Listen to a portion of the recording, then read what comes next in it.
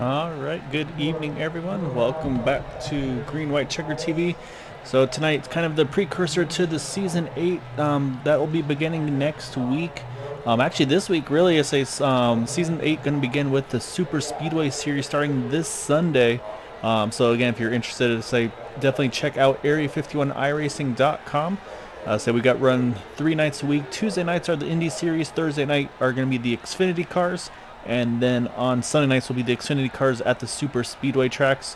It is a paid series. Say it's going to be $35 for the season per series. However, you do have prizes throughout the season. First place, second place, and third place all get prize money. 10 for the win. Sorry, 15 for the win, 10 for second, and 5 for third.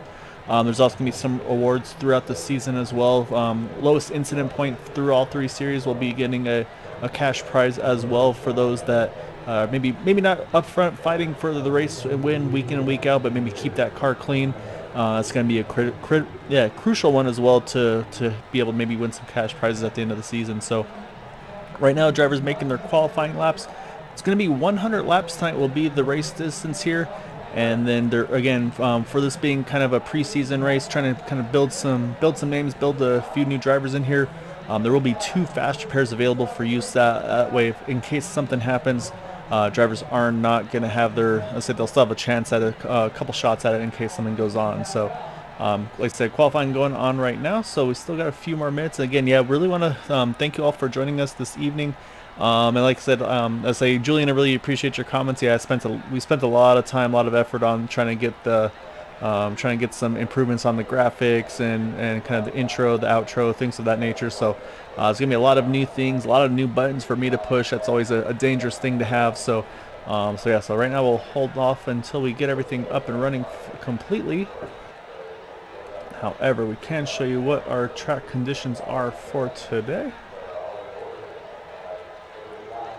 So you can see tonight we've got the preseason shootout, what I'm calling it, 100 laps tonight. As you can see, though, track temperature is 70 degrees. However, the ambient temperature is 70 degrees. However, track temp 111 degrees. Of course, the Indy 2.5 mile track. So I'm sure a lot of these guys might be a little bit indied out after the couple of races we've had over the past few weeks with the Open 500, the Fixed 500. So say they're going to have to kind of get back into it. And then don't be thrown off by the date and time. That's not what it's supposed to be. That's not our current date and time, obviously. That's the track date and track time. So basically the weather is based on May 15th at 3:36 p.m.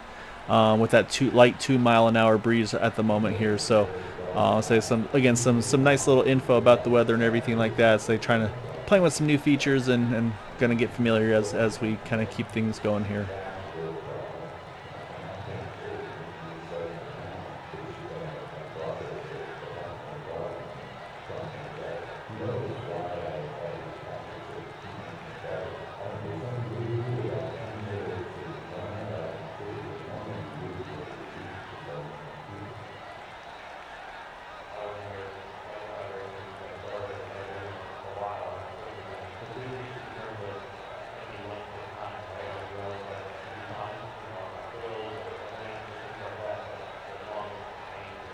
Alright, so qualifying should just about be finishing up here.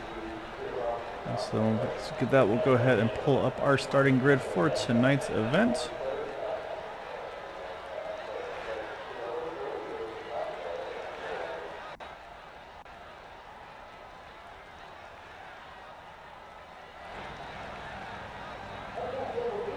Alright, so on pole position tonight is going to be the number 89 machine of Nick DeGroot. Nick, also going to be joining us for this Area 51 Racing League in season 8 here in that number 89 machine. So I think Nick's definitely going to be one that we'll be keeping an eye on out this season here. Next to him, you've got the number 2 of Amari Pivoto. And apologies, some of these names I have not seen before, so I might be butchering it. We'll have to, hopefully not too bad.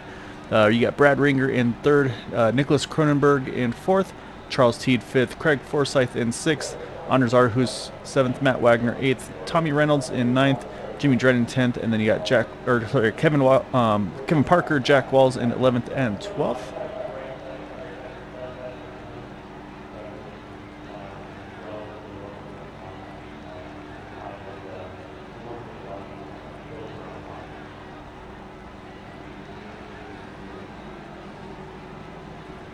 There we go. I was looking for the right button there. That's what I was looking for.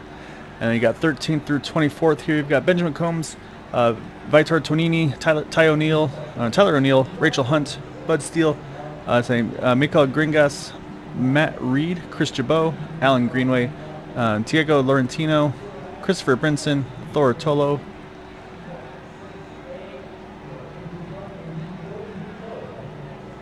And then you got 25th through 36th here. So you got Guy Barrett, Kyle Luera, Kevin Fries, Jeff Heisong, Timothy Madonna, Jim Brooks, Albert Anderson, Dwayne McCarthy, Kyle Ramsey, Bob Fitzgerald, Gary Corley, Christopher Hetzel. And you see 41 drivers taking part tonight. And then you also got Albert Anderson, Dwayne McCarthy, Kyle Ramsey, Bob Fitzgerald, Gary Corley, Christopher Hetzel, Pablo Roast, Jonathan Ramos, Hayden Lowell, Adam Parks, and Timothy Thurian.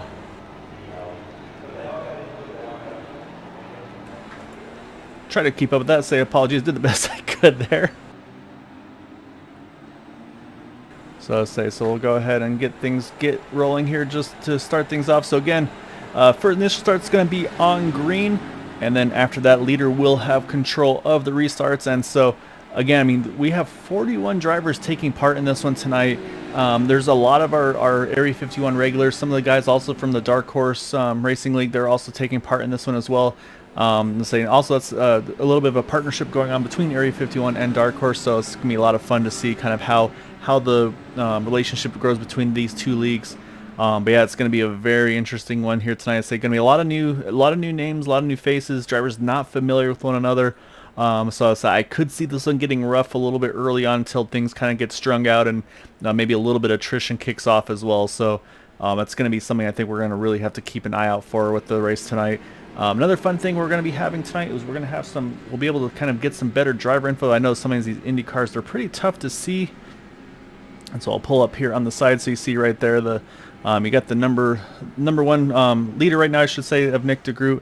In the number 89 car, you see a little picture of the car there as well, so you can kind of try to put apples to apples with that. So we'll be definitely putting up some of these things as well, especially the Indy cars helps you kind of figure out who is where.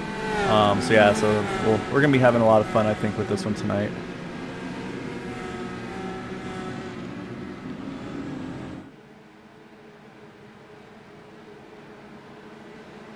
All right, pace car coming out of turn number 4. We're going to see it duck onto the pit entry here.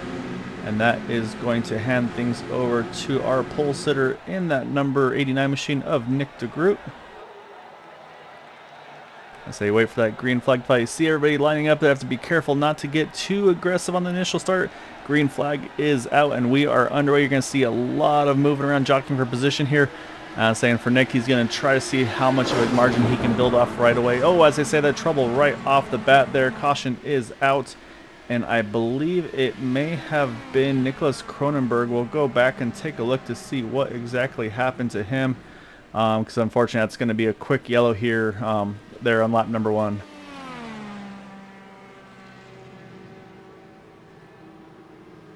Also see in the bottom there you got Albert Anderson. He's in the pits already. I say probably had to take a tow. So let's go back and take a look here.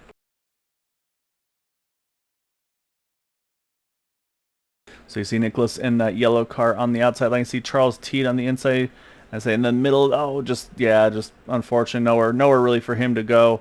And then heavy contact with that outside wall and just nothing he could do there, unfortunately. And so that's, like I said, that's what brings out the first caution here tonight.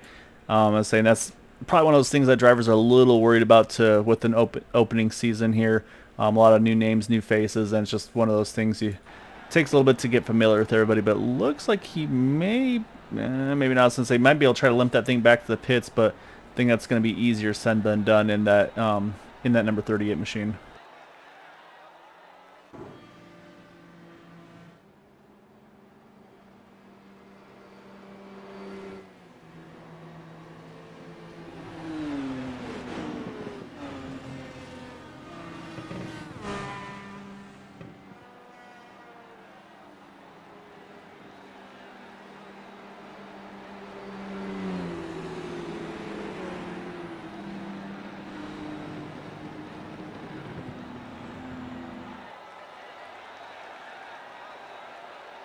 So with that quick yellow, say don't expect to see too much on the strategy side of things.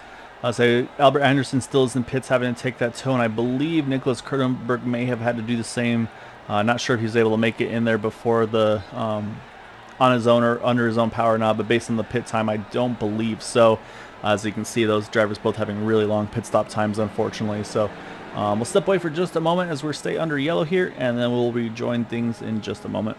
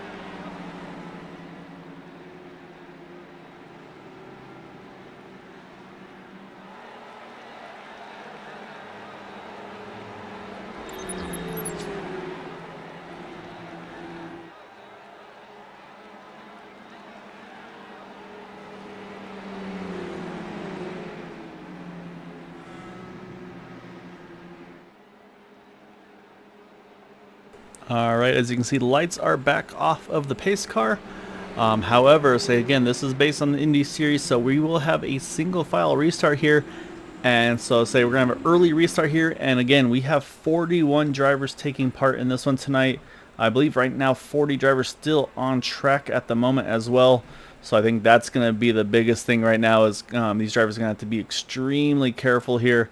This is where accordion effects are very easy to have happen here. So drivers are going to have to be on their toes, not try to get too aggressive on these restarts. Make sure that they you just kind of have to go in that car in front of you goes. And so if you're up front here, if you're Nick DeGroot, Brad Ringer, say obviously things are nice and easy for you. But when you start getting back into the teens, the 20s, the 30s, it's really just it's all to play for. It's going to be a very difficult situation for a lot of these guys. So that's going to be the next thing. I think drivers are going to have to really kind of keep their head on a swivel here on this restart.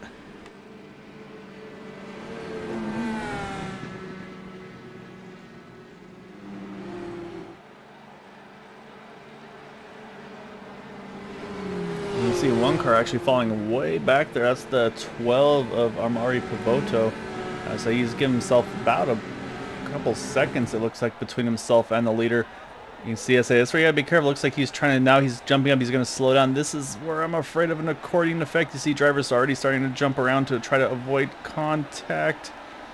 And I think they've been able to do so, but that was a very, very close call on that restart there. And that's what I'm talking about. You gotta really be careful about that kind of stuff. And so you see these top two, they have just straight broken away here. So what we're going to see now is they got about a 2-second gap. So you're going to see a huge gaggle of cars now fighting from third on back. As we saw that bit of a restart, kind of that restart back up there. So say they're going to have to try to work their way forward here. You got a couple of the Area 51 regulars here. You got Charles Teed right there, Craig Forsyth, and then you got Matt Wagner in that mix as well here. So obviously right away these drivers trying to get as much as they can here early on, because I think they want to get up to these guys up front. Nick DeGroot, Brad Ringer, because if they work together here, they could really separate themselves away from the field.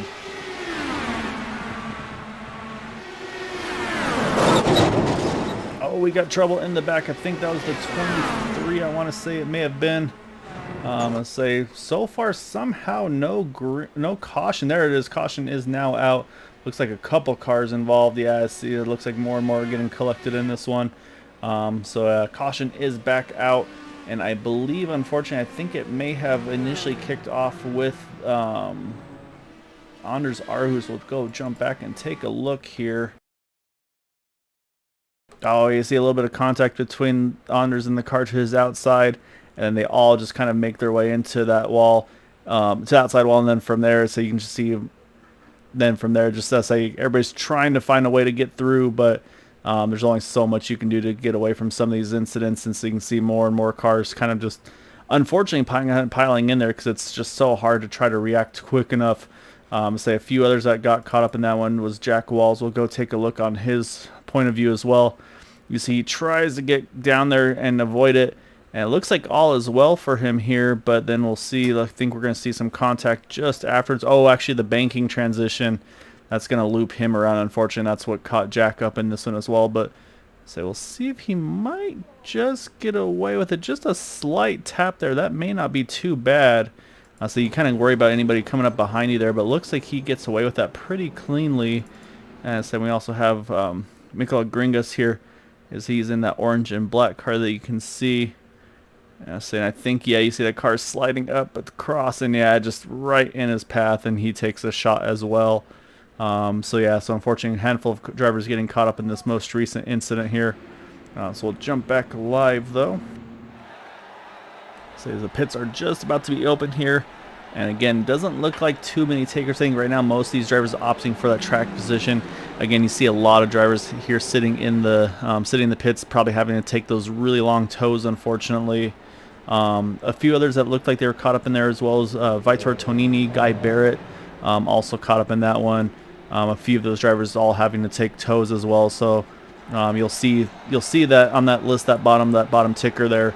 Some of those drivers that are in the pits, and then once it gets to about 2 minutes or so, it kind of takes them off the list there. But unfortunately, those guys most likely still in pit road here.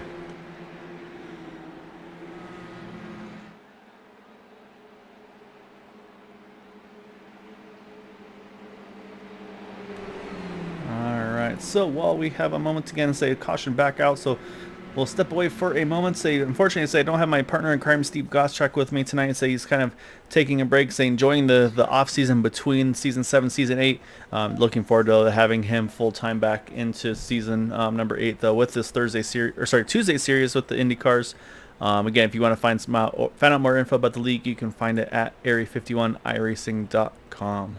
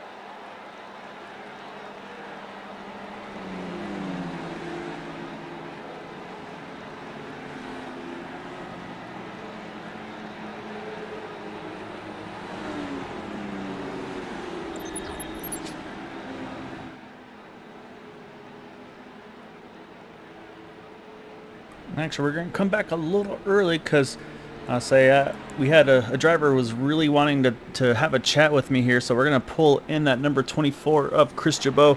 Currently in 13th. Chris, you started in 20th. I had to do some math there, unfortunately.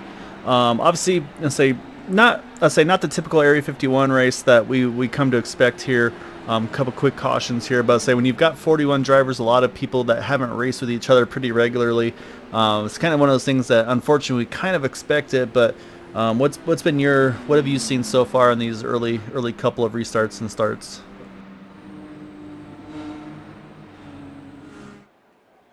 Going to be as clean as a typical league race. But yeah, I'm just being patient, trying to take my time and weave my way through these wrecks. It's probably going to be like this for the first quarter of the race, I bet. Hopefully, I'm sure it'll clean up by the end. Seems like a lot of the people that are causing issues are leaving, so I think it'll be a good race. I think we got a good shot here. All right, so I say obviously kind of the precursor to the regular season. So I know you're going to be jumping back here. At first, I guess I should make sure the lights aren't off the pace car, which they are actually. So I'm going to let you refocus here, and let's get you back going there. So good luck the rest of the way. I say hopefully you don't need to use those fast repairs at all tonight, but hopefully we'll be talking to you after this race. Sounds good. Thanks, G-Bone.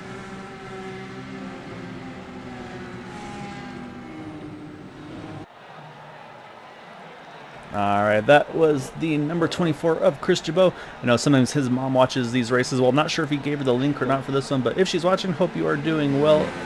I say, really nice of you to take him to Indy. I feel like he owes you one for sticking you in that hotel room while he was at the track, but we'll argue with him on a later time for that one as we go back to green. As again, you see Nick DeGroot going to lead things off again here back into turn one. And again, we're still early on here. We're on lap 10 of 100, so a lot of time here to go. Fuel window's about 20 laps. Not a lot of pitters early on for this main pack here, so that'll be curious to see if we do get that long enough run. Maybe those drivers that pit might be able to kind of cycle things through a little bit.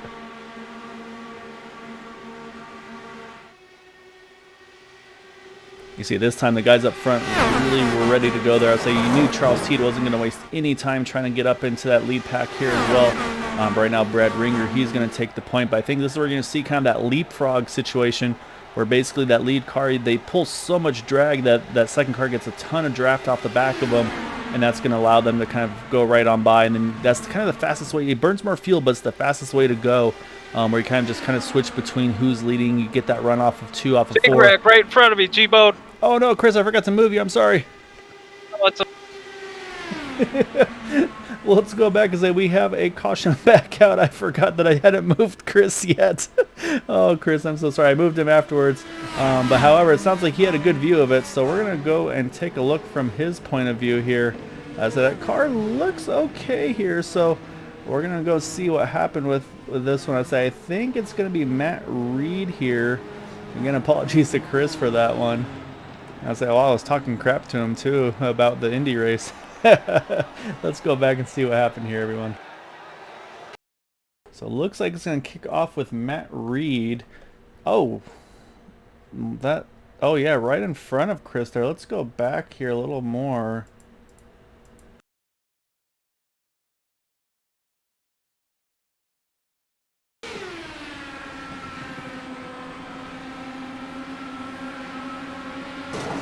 Oh, just contacted the outside wall, and that's what got that right away. So let's see. Okay, we'll go back and we'll take some more looks at this one here. Get back live here for just a moment. Again, apologies. I'm having to kind of learn some of the new features on my new little toys that we're learning here as we go.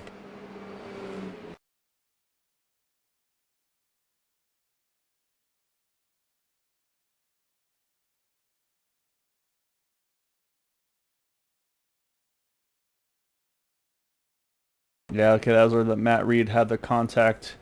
And then you see, heavy contact to the inside wall. And unfortunately, it's going to send him right back up across the track in the path of other drivers. You see one get into the back of him there. That may be Pablo Rust there. Rachel Hunt also caught up in this one. I say that. Well, actually, yeah, it was Rachel that got into the back there of Matt Reed. And then I said, we'll see what happened. I think that then we'll see Pablo Rust also getting involved in this one. You see him right here on the inside line, and looks like and then unfortunately Rachel comes right up across. Nothing he can do there as well. So yeah, again, like I said, a lot of new names, new faces. You see Jim Brooks there. He just sneaks by under Zarhus. I think I saw him sneak around as well. So unfortunately, a lot of attrition early, and that's kind of what we talked about. Chris had just mentioned it as well. It's one of those things that just it's just one of those things that happens, unfortunately, in these hosted races and recruiting races. Again, a lot of people haven't raced with one another very, very much. Some guys, it might be they're just learning these Indy cars as well, and so it's going to be a lot of learning curves for all of these drivers. And Just unfortunate part of the growing pains. But like I said, I feel like with the Area 51 league though, if you've been watching it all with season 7, they've had a lot of good racing. They had a lot of clean racing as well, and so that's going to be one of those things that these drivers are going to definitely be looking forward to kicking off season 8. I think, and hoping that they kind of get back to what they're used to here.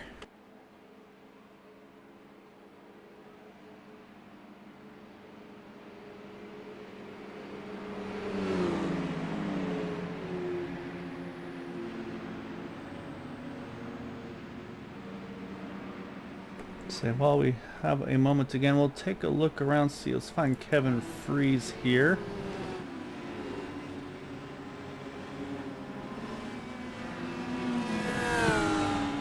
Got Kevin in that number 25 machine. Let's go ahead and bring Kevin on in over here. All right, Kevin, so say obviously we're used to you on the Thursday and Sundays, say especially kind of dominating on the Sunday side of things, so say kind of trying out the Indy side of things, and obviously being a recruiting race, a lot of new names, new faces. Kind of unfortunate. Kind of expect a little bit of troubles early on, just with this many cars at a pretty difficult track and everything. What's been your take so far? What have you seen and that you've had to experience here and deal with tonight thus far? A bit of a fish out of water in these. They're fun cars to drive. It's just playing dodgeball right now. That's the biggest thing. All right, so then the next part of that is on the fast repair count. You still got 2 left, or are you down to the 1? I got 1 left. I had 20-something seconds of damage because I was trying to avoid the wreck and somebody came to my inside, so I got clipped on the right. So I figured just take 1. So I got to be really careful now. Yeah, so now I can see you went ahead and topped off there to kind of pull a little bit of strategy there. And that's one of the things you can do is get off sequence here. So I'll say obviously still long ways to go here. We're on lap 14 of 100. I heard the fuel window is right around that 20 lap mark. So I say these guys, a lot of these guys up front, they've yet to pit. So it could make this the rest of this thing interesting once we get some green flag racing going in. So lights are off the pace car though. So I'll get you back up in your room and good luck the rest of the way there, Kevin. Thank you guys. Enjoy the race.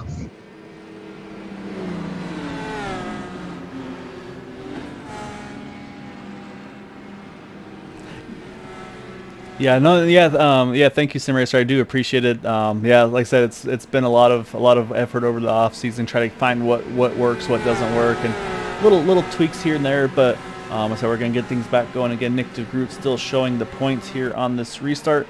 I say again, he's gonna be one of these drivers that is gonna be a season 8 regular. So he's gonna be showing these guys like Charles Teed, Craig Forsyth, Matt Wagner. I mean, Jimmy Dryden, Bud Steele, they're all up there in the top 10 as well. So. Definitely some big names here early on that I think we're going to be definitely watching a lot of, though, in that regular season for Season 8.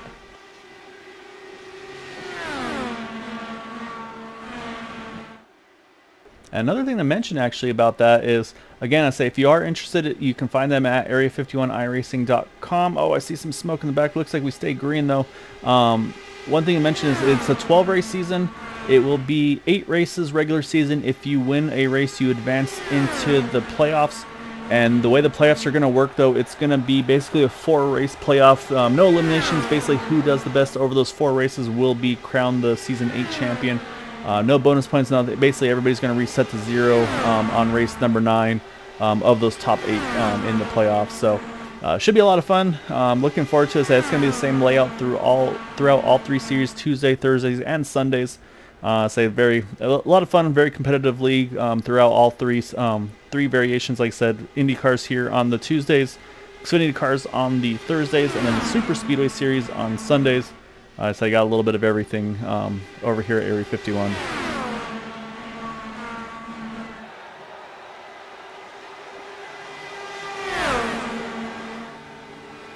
Yeah, say my broadcast partner on the Sundays, Dale Knott. So he's a fan of the fendered cars. So I tried to see if I could bribe him, pull him in to do some broadcasting with me this evening. But he had some other things to do rather than work with the Indy cars.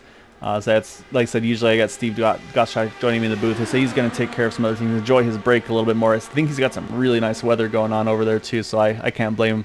Get some good grilling going on and take advantage of that before we get back to the grind of Season 8.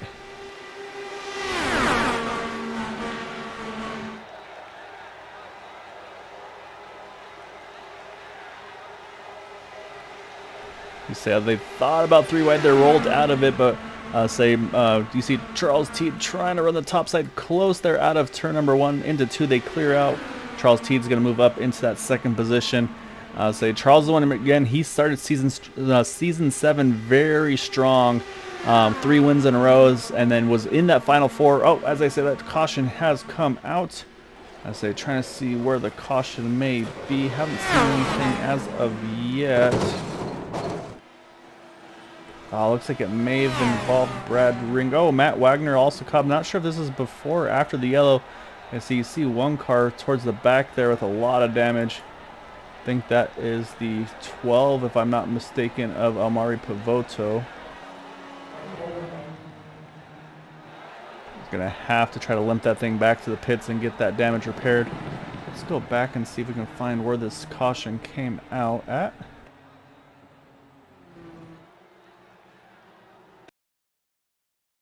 Oh, actually, it looks like it may have been around Benjamin Combs here.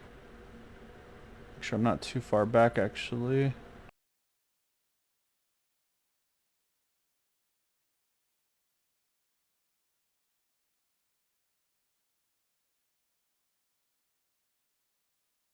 Yeah, looks like it was over here.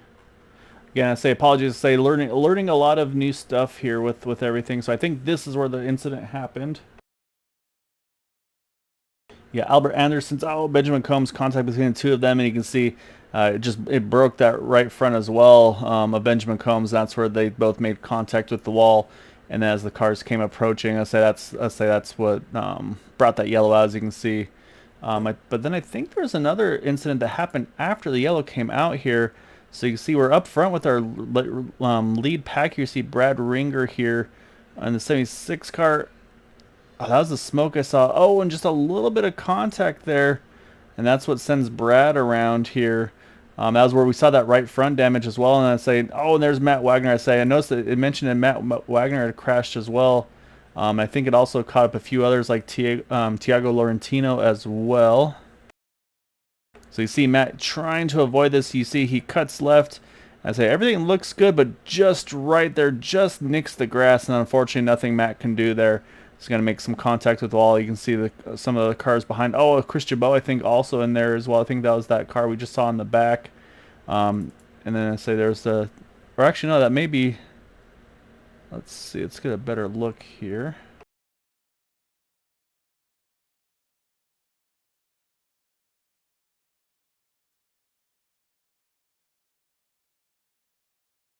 Oh, and yeah, Tiago just gets into there as well, so that's where that contact came in.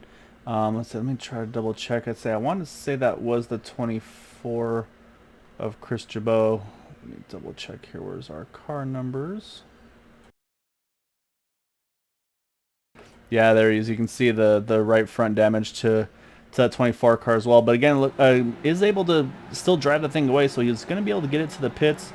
We did have some leaders. They did make some pit stops here, so we'll jump to the front because I think we are going to have a little bit of a shuffle here on the running order now.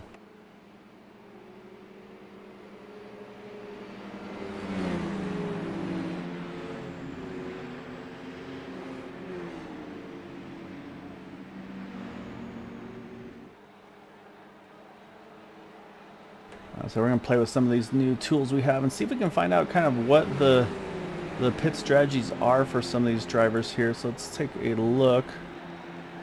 All right, so as you see right here, so Nick DeGroot, he is yet to pit. So he's gone 20 laps so far, or 19 now, so it's going to be 20.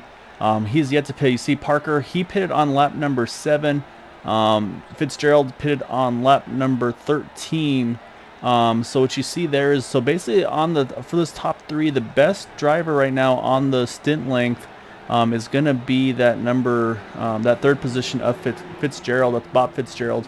And Bob started way in the back in that number 08 car. Right now in 3rd, plus 31 since where he started this race. So I say Bob in a really good spot in that 08 car here. We'll pull up his his info there.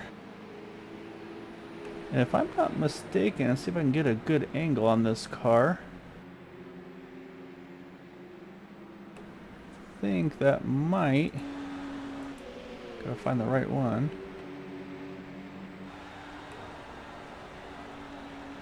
See, I'm not 100% sure, but I want to say that's a Pink Floyd. I'm not sure that's officially a Pink Floyd paint scheme or not, but that's kind of the vibes I get from it. But I say feel free to prove me wrong in the future, and anyone and everyone. And the other thing to mention is those that just did pit here are going to include, I believe, Charles Teed. Looks like he's going to be in the 4th position here. And he had just made that pit stop, so he's going to be restarting 4th with brand new tires, full of fuel. So that's going to be a pretty good start for him as well here.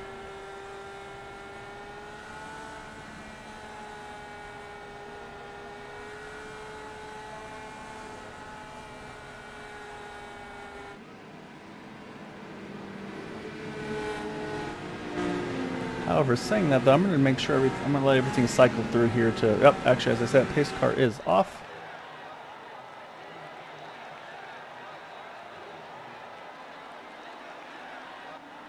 And green flag is back out. And it looks like we might have about... Let's see, you can see... Oh, actually, I see some smoke in the back so far, though. I think everybody's able to keep it clean there. Nope, as I say, that caution has just come back out. I saw that kind of that accordion effect, and that's a little bit what I was worried about. Let's go back and see exactly how this all came about. Oh, you see the contact there, and then, oh, yeah, right in front, just those two getting right into the back of one another, and then, oh, just nowhere to go.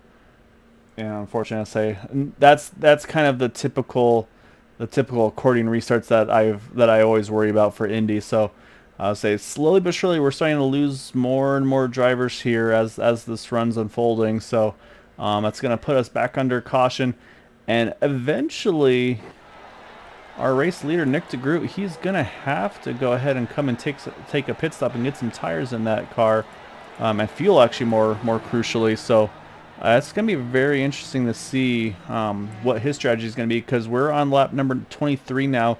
I was told the fuel window's roughly in the 20 range, depending on kind of how much you use it.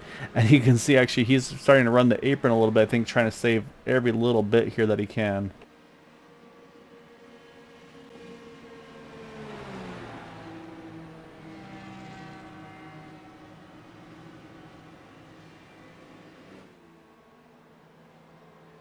Yeah, you see the ticker on the left. There's a lot of outs now in this one. So that was exactly what Chris was talking about. Say as some of these guys start to kind of weed themselves out, I think that's where this race is really going to start opening up, because again, say we're on the 5th caution here, not even at the quarter distance mark.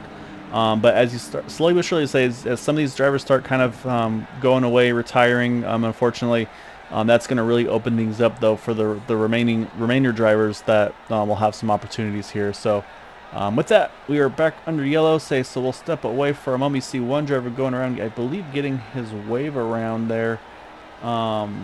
So again, still trying to learn some of the stuff to see if I can get a better idea of who is where on track and such. But yeah, so saw that car go around there, trying to see who that was.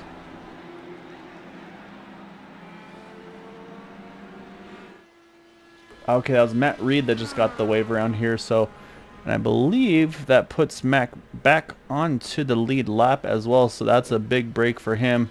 You see still a lot of drivers 1 or more laps down as well. So getting himself back out into the lead pack here is going to be a huge break for this number 26 machine.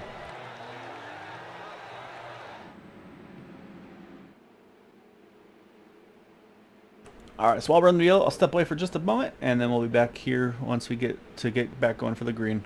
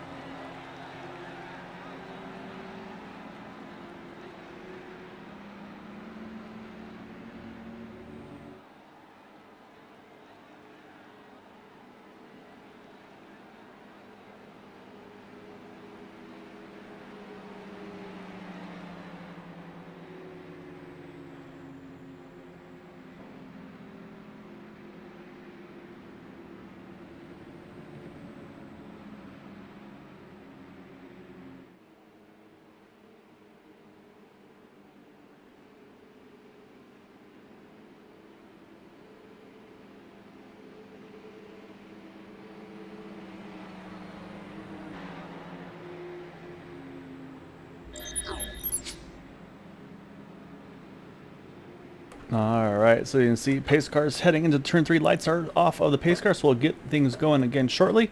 And say, so yeah, do need to mention, so the pit lap for the 89 Nick DeGroot, he has yet to pit. The number 33, Kevin Parker, he pitted on lap number 7. Lap number 13 for Bob Fitzgerald, and then Charles Teed on back pitted at lap number 19 or further. So say right now, kind of the odd man out's going to be that 89 of Nick DeGree. Just have to wonder, when does he have to make that pit stop? As I say, he's been having a lot of caution flags to be able to save a lot of fuel. So it's going to be very interesting to see what Nick DeGroote can do here as pace car is in. And we're about to head back to green here at Indianapolis. And I'm going to be quiet for a little bit, and you can just listen to the cars go around the track here.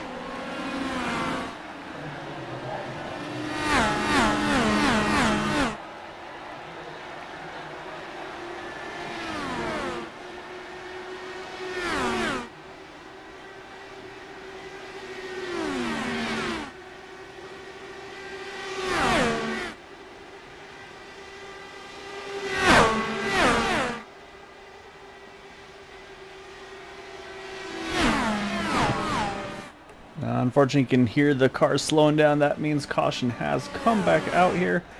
So say that's going to bring out our 6th caution here. And let's go back and see where it happened here.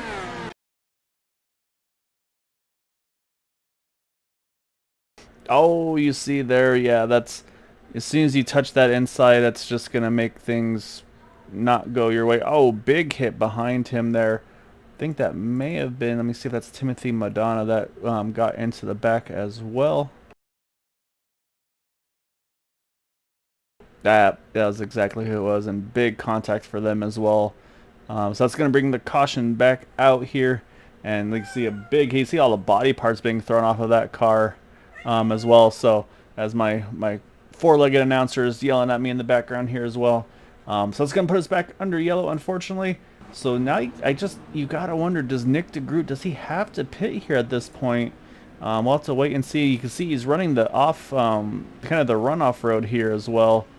So I'll be very intrigued to see if he can go any further, or if he's gonna have to come in this time around.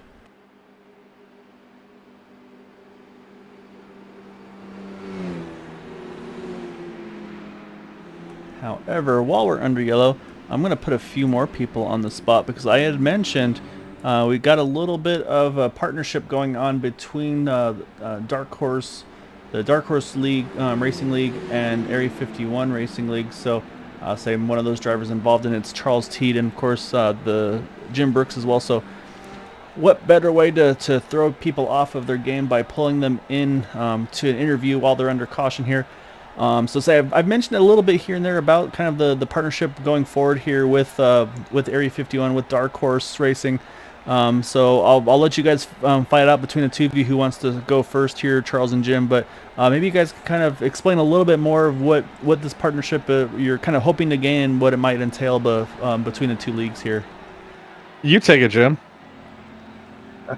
Well, we've sort of had unofficial partnership for a couple of seasons now. I mean, Charlie's been racing with Area 51 forever, and then started Dark Horse, and they run DW12, so they don't compete against us. So we've sort of been supporting each other. And we were talking a little more this before the season started, that maybe it would be a good idea to pool together a little bit. We have a lot of drivers in common, and we sort of view racing the same way, so it seemed like a natural fit, and I think it works and is going to work well. Yeah, I would have to agree 100%. I think it's the same group of drivers, the same caliber on each. It's the same general rules, and we all enjoy running together. So the more we can, divide the labor that needs to be done to run these leagues, the better. And it's just some really good friends. So I think it's going to be a great thing. It's also opened up other opportunities for us to bring in ESTV to this series, to broadcast around the world. So getting a lot more viewership out there between leagues. So all good things. Yeah, it's gonna be a lot of fun. As I'm looking forward to it for sure on my side as well. Say obviously a little bit of both. Say obviously enjoy broadcasting here. Miss racing a lot though too. So say being able to run Dark Horse on Wednesday night with those DW12s, and it's a whole different ball game there. So no in-car adjustments. It's all kind of up to the hands of the driver and trying to find that clean air and work around there. So. All right, so say now to the race at hand. Obviously, kind of what we expected to some extent. Obviously not what you want, especially as an admin. So what's the strategy going forward for you guys to try to put yourself in the right position here at the end? Because I mean, you look at that leader Nick DeGroot, he's yet to pit, so you kind of wonder how far can he go. I mean, we're on lap number 29 here with we talked about 20 laps or so under green. I'm sure you're kind of expecting him to have to jump in within just a couple laps if we go green. Yeah, what he's trying to do is do one last stop. We'll see if it works out for him. With the draft, it's hard to get away from anyone, so the pace is going to be there. I think right now we're all just trying to survive to be there in the last 20 laps, and then try and race that sucker as hard as we can. He's as good as there is in the sport here, and it's good that he's going to come over and run this series as well with Henry to give Henry more of a run for his money, the king of UK that races with us. So that's going to be my strategy. I don't know about you, Jim. Well, to finish first, you got to first finish. So, yes, I agree 100% with you. All right, well, I'll let you guys get back to it. Good luck, and hopefully we can catch one or both of you at the end of this one. At least me. Yeah. All right, so those were, I say, obviously Jim Brooks, kind of the Tuesday series admin here with Area 51, one of the main league admins as well. Works with a lot of guys though, Charles Johnson, Bud Steele. We got a great core of admins over there, over with the Area 51 league, and like I said, Charles Teed, one of the admins over with Dark Horse as well. As I know he's got a lot of great help over there as well. I've had a lot of chances to work with them as well. I've really enjoyed working with him, Eric Peterson. So yeah, it's a lot of fun. Like I said, definitely feel free to check those leagues out if you're interested. As well as you see, pace car is in. Now Nick DeGroot's going to try to stretch that pit stop by one stop or so, as green flag is out and he is down and away. Watching in the back, so far so good out there, and we'll see how we can go under this next way around here.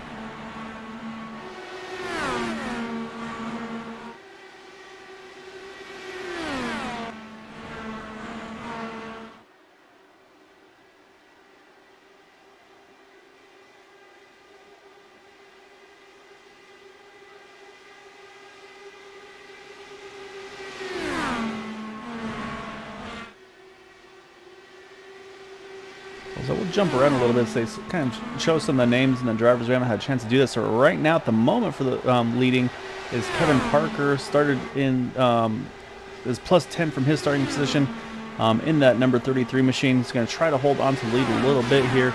And then we've got some of our regulars there. You've got Charles Teed in third, Craig Forsyth in fourth. And then behind them, Bob Fitzgerald. Bob again plus 29 from his starting position. So great job by him. And behind Bob is the number 99, Jimmy Drennan. Jimmy, I think, is going to be really one to watch in Season 8. He's had a lot of pace, and so I think Jimmy's going to definitely be one that's going to be able to spoil some things a little bit as well. Mentioned some of the great admin crews. One of those right there, the 6 of Bud Steele. Bud's always one of these guys, runs pretty much everything, and he's one of the strategy guys as well. So he always really enjoys the strategy calls that he can make and then try to maybe play a different outcome in these races. Jeff Heisong right behind there. Actually, I've raced with him a fair bit on the Dark Horse side of things. Jeff also a really competitive driver, so it's fun to see him over here. Hopefully he'll be running Season 8 as well. Talked to a little earlier to Chris Jabot in that 24 car. Got to go to Indy, had some great pictures, great videos of that win by Helio Castroneves.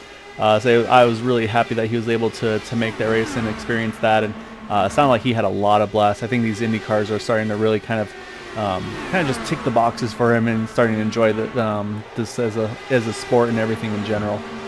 Behind them, just talked to him, the 51 Jim Brooks, one of the main admins for Area 51. So right now he is in the 10th position, plus 20 from his starting spot as well. And behind him, Gary Corley in that number 7 car. You see he's got a lot of pressure behind him from Matt Wagner. Again, a couple of the regulars here as well, that number 7 car and the 17. Matt was one of those drivers who made the Final Four in the Area 51 Racing League for Season 7. Right behind them, you've got the number 003 of Dwayne McCarthy. Really nice USMC paint scheme on that one. So we got some pretty good military. Oh, actually see one up against the wall trying to catch who that is. I think that may have been Bob. Oh, contact. Oh, we got trouble here. See driver trying to pick her. Oh, big stack up in the front stretch. Say if Indy has a big one, this would be it. You can see a bunch of cars just having to try to come to a stop here to avoid this incident.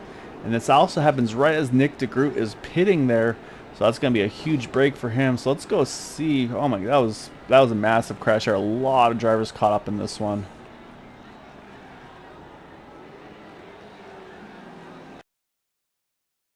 So didn't go far enough back yet. So let's see if we can. I think it may have kicked off around Bob Fitzgerald, unfortunately.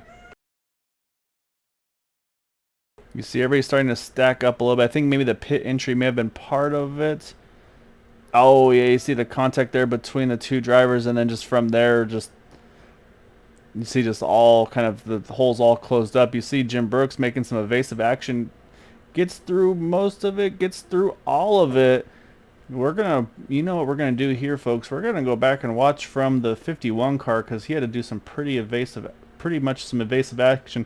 He just said to finish first, you must first finish. And I think he just showed that right there. So let's go watch from his onboard because he was in the thick of it. You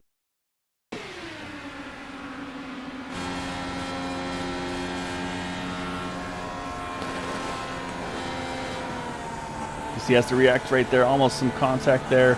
And then you see they almost lucked out in a way with the contact. You see kind of has to go left, go right, and then he has to go back to the left again. Just gets through it there. So yeah, very, very close call for Jim there to get away from, to not get caught up in that incident there.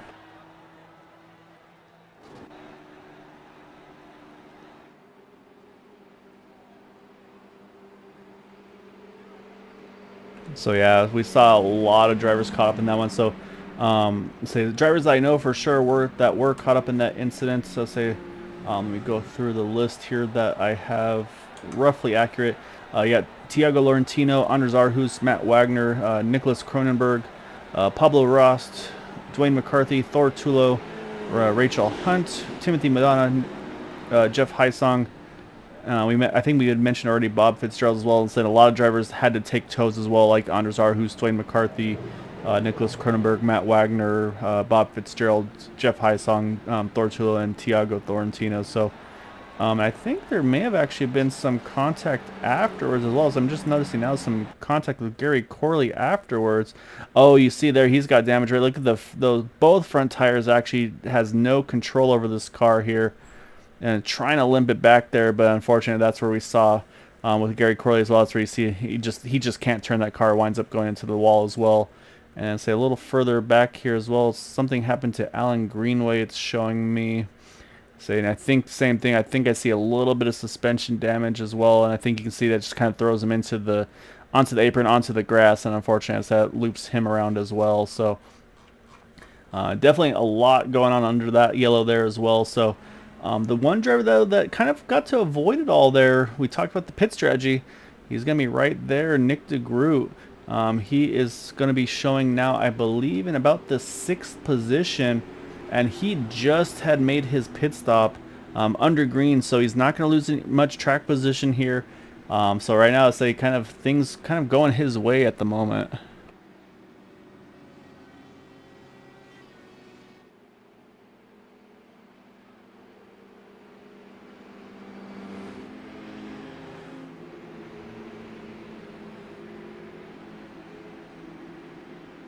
Alright, so right now up front, you've got Charles Teed, Jimmy Drynan, Bud Steele, Chris Chabot, Jim Brooks are the top 5. They all pitted on lap number 19. As you see, we're on lap number 36 at the moment.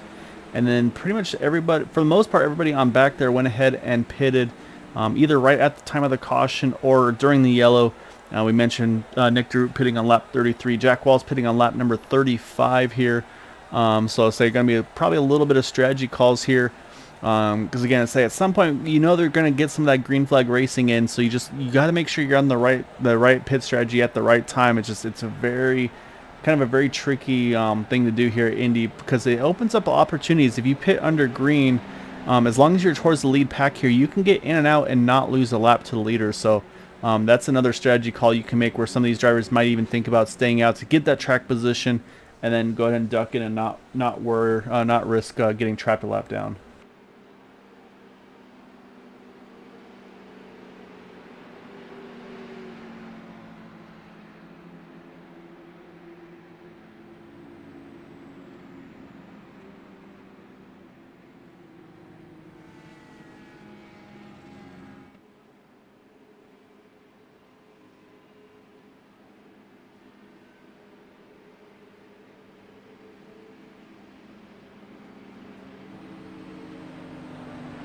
All right, so I'm going to put more people on spot, but this one's going to be a little different here. Haven't got to formally meet Kyle Ramsey, so I'm going to be doing that now. So Kyle, I know of you. You've been doing a lot of good work over with the Dark Horse guys. Over here, you get to be the kind of the bad guy for a lot of these drivers, if you will. Or you're kind of having to do the in-race administration, kind of make the calls, who did what, and everything like that. So I mean, what do you have to do through that to try to make those decisions and try to catch kind of things as they happen? How much you got going on behind the scenes to try to make all these calls? Well, one of the nice things is having multiple screens with some different admin displays, such as track maps and such, and then also a big monitor in general, just to watch everything, kind of being the eye in the sky, if you want to say it that way. No, it's a very interesting task. Yeah, it's very useful though. As they just got back going green here again on lap number 38.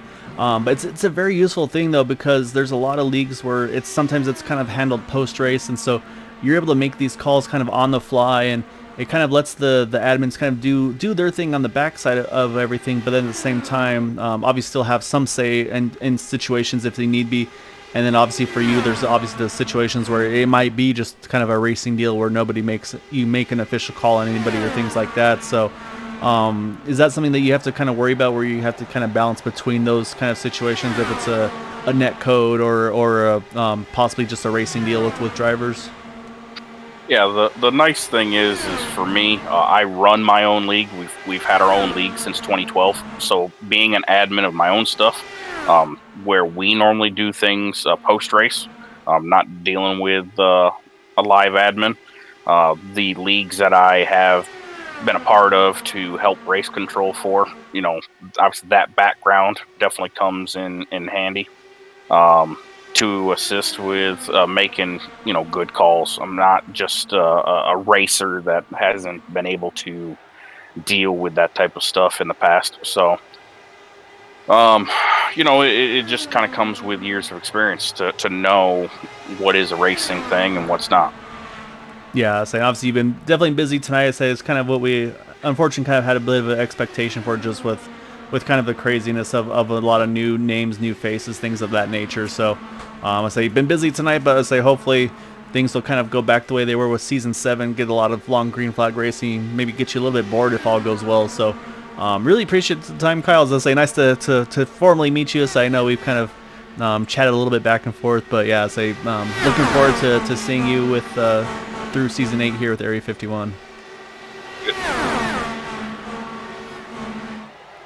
All right, so that was Kyle Ramsey, the in-race administrator, if you will. So he makes the tough calls, lets the admins say, that's the tough part, is the admins, they want to race, so you kind of have to balance that. And so say he's able to kind of take that load off the admins for the in-race stuff. Obviously still a lot of stuff has to be done by them afterwards. So right now though, you see a really good fight here from about 7th on back. You see Matt Reed, Jack Walls, they're going back and forth right now for that, right around the 7th position. They're about 3 seconds off that group in front, so I think you're going to see a little bit of aggression from some of these guys trying to hustle their way back up there. I think if I'm not mistaken, that might be also Matt Wagner in this mix as well. Matt obviously trying to get some positions back here in that 17 car, trying to make some moves here, but obviously in a really tough position right now. And I believe Matt actually is, at the moment, I want to say he may be the first car 1 lap down in that number 17 machine. We're going to jump back up front here, though, with our race leaders. And so like you see right now, you kind of got the leapfrog thing going on. And you can see the lead pack is definitely starting to change a little bit here. You got Jimmy Dryden and Charles T. They've been kind of playing leapfrog with one another. But then right behind them, you got Chris Jabot. He's now moved all the way up into that 3rd position from So plus 17 from his starting spot. Bud Steele, we just talked about him as well. He is plus 13 from his starting spot. And then Nick DeGroot, pretty much the farthest back he's been all race long in that 89 car. Finally having to make that pit stop right as that caution came out. He's now sitting solidly in 5th. And I think right now you see Jim Brooks. I think he's kind of just trying to play the fuel game right now. I think he's just kind of cruising in the back here, using the draft, saving fuel. Because that's one thing we haven't mentioned about these cars yet. So we'll hop back on the cockpit of that car, and I say, unfortunately, we won't be able to see the actual details you see there on the left, on the bottom of the steering wheel there. You've got the front ARB, the rear ARB, the weight jacker position, and then the fuel map or fuel position. They all show zeros for us, but in the car, he can adjust all 4 of those things. You can adjust the front and rear ARB. That's going to be the adjustable roll bar or anti-roll bar. Just basically helps to tighten it up, loosen it up, depending on how you're feeling. Weight jacker is usually one that drivers, I've heard that they use for dirty air to make those kind of quick adjustments on it. And then the fuel map. So basically, map 1, that's full rich. So that's pretty much, you're going for it all. You're going to burn every little bit of fuel you can. But then you can go all the way down to map number 5, which actually is running as lean as possible on an oval setting. And then you have a couple other settings that are for road course, kind of more of a linear map instead of just a, actually, as I said, a contact in the back. I just saw that there with Craig Forsyth, Matt Wagner. Oh, another huge one up here. And we got a lot of cars involved there. Actually, it may have not been Craig Forsyth, but we've got a lot of cars involved in that one. Caution is back out, and there's going to be a lot of damaged cars there. So let's go back and see what exactly happened, because that is a huge one. So we talked about the big one there a little earlier. I think that was even bigger than that.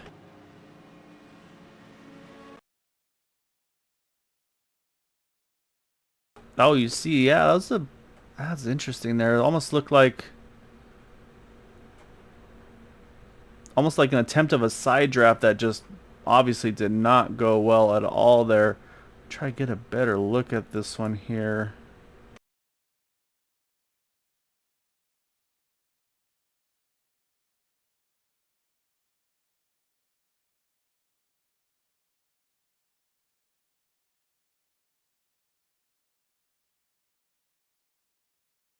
There he is. Yeah, so it looks like he kicked off right around Matt Wagner. And say it looked like kind of an attempted side draft. Not sure if there's anything from before, maybe some kind of lingering frustrations or anything like that. It didn't seem like it, but you'll look here, and it looks like kind of a side draft attempt here. You see Matt moving up there. Maybe expected that car, a little bit of net code as well, but you see, just heavy contact between the two of them. And from there, though, I mean, this front stretch, it's with the pit road, it's narrow, and you can see it's just, you see Jack Walls, he gets caught up in that. Thor Tulo is in it as well. Kevin Freeze, Matt Reed, Pablo Roast, Rachel Hunt, Timothy Madonna, Bob Fitzgerald, Alan Greenway, Kevin Parker, and then Christopher Brinson, apologies. All those drivers getting caught up in it. I say a lot of drivers also having to take those faster pairs, or sorry, take a tow, I should say. Hopefully have faster pairs remaining.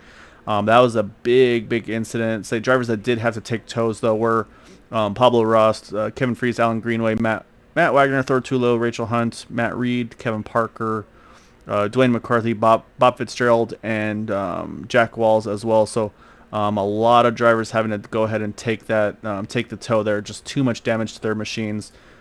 So yeah, just huge incident. You see a lot of drivers here also opting to go ahead and pit. And you see one driver getting the wave around there. Trying to see, I'm still working on trying to be able to figure out who those drivers are, I should say, getting those positions there. But right now, the two that stayed out though, Craig Forsyth, Nick DeGroot, those are going to be our top two here.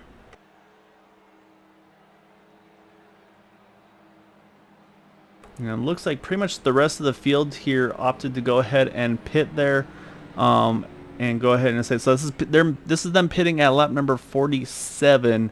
So we're just approaching the halfway mark of this one here.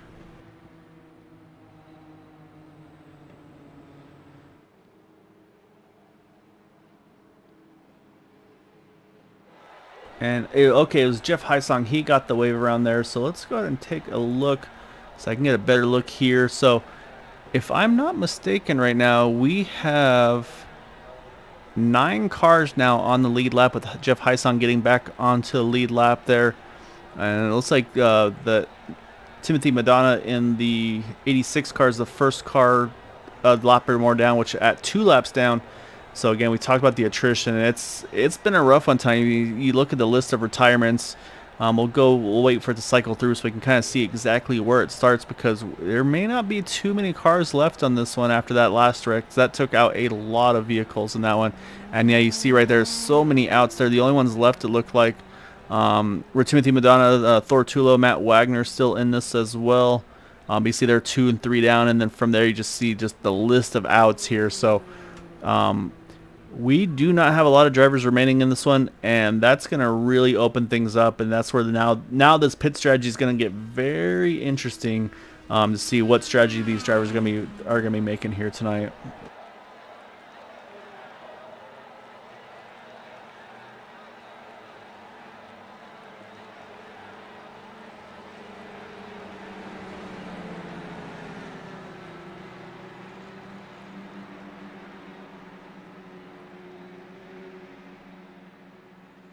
And again, don't want to scare people away. Say, for those that are familiar with Area 51, I'll say this has definitely been not par for the course. Usually it's much cleaner, caution-free racing. Maybe you usually get at most about 4 or 5 cautions in a race. Like I said, a lot of new names, new faces, drivers just not familiar with one another. That's unfortunately, sometimes you'll see those things happen. Oh, unfortunately, Matt Wagner has retired from the event as well. He's joined us in the YouTube chat, but you know it's better than YouTube chat. Let's do real chat. We'll bring in that number, 17 tonight, normally number 11 of Matt Wagner. Yeah, obviously a tough one tonight, Matt. I say been a rough one for everybody in general, but I mean, I know you and I have raced with you plenty. How much are you looking forward to season 8 over here? And then we talked to Charles as well with Jim. And of course, also the Wednesday series with Dark Horse there with those DW12s. Oh, yeah, I'm looking forward to both leagues. I'm actually really kind of excited for Dark Horse to join Area 51. New rules, new faces. Yeah, I'm really actually more excited to see Nick DeGroot in here. He's a thrill and a nice competition to have here. Yeah, he's going to be a tough one. I say he's kind of shown right off the bat. I mean, and you look now at the field here. I mean, let's say it's gone from 30, 40 drivers to looks like about 10 left in this one. Say that last instead of taking out a bunch of contenders here. So now it's going to really, Matt, be all about kind of a little bit of track position, but also just strategy calls. You see the 2 that stayed out there, Nick DeGroot, Craig Forsyth, they pitted on lap 33, 35. Charles teed on back. I mean, they all pitted there on lap number 46 under that yellow. So we talked about the fuel window. Sounds like about 20 laps or so. Do you think anybody's going to be able to stretch enough to maybe take one fuel stop out of it, or is it maybe try to shorten one of those stops to make a big change here?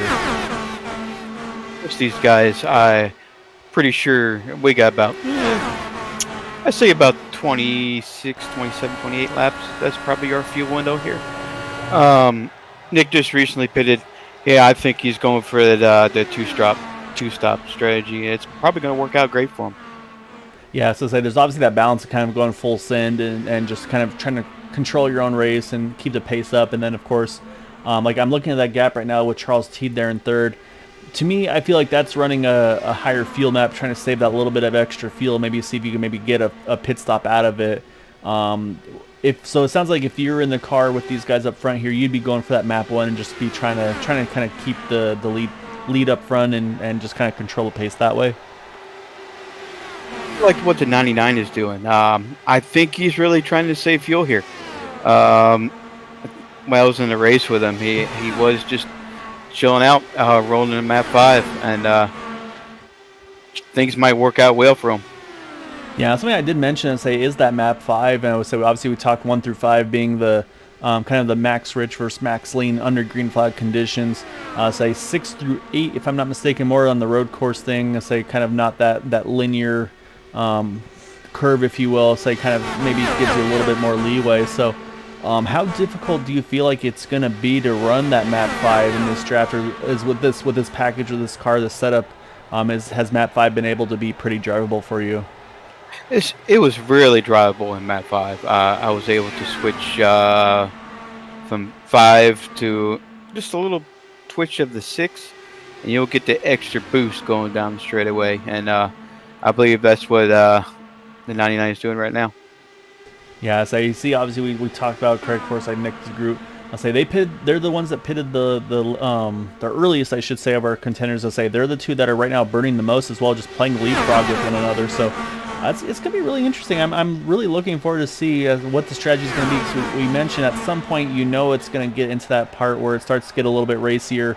You get those green flag pit stops, and say the strategy is going to start coming into play here.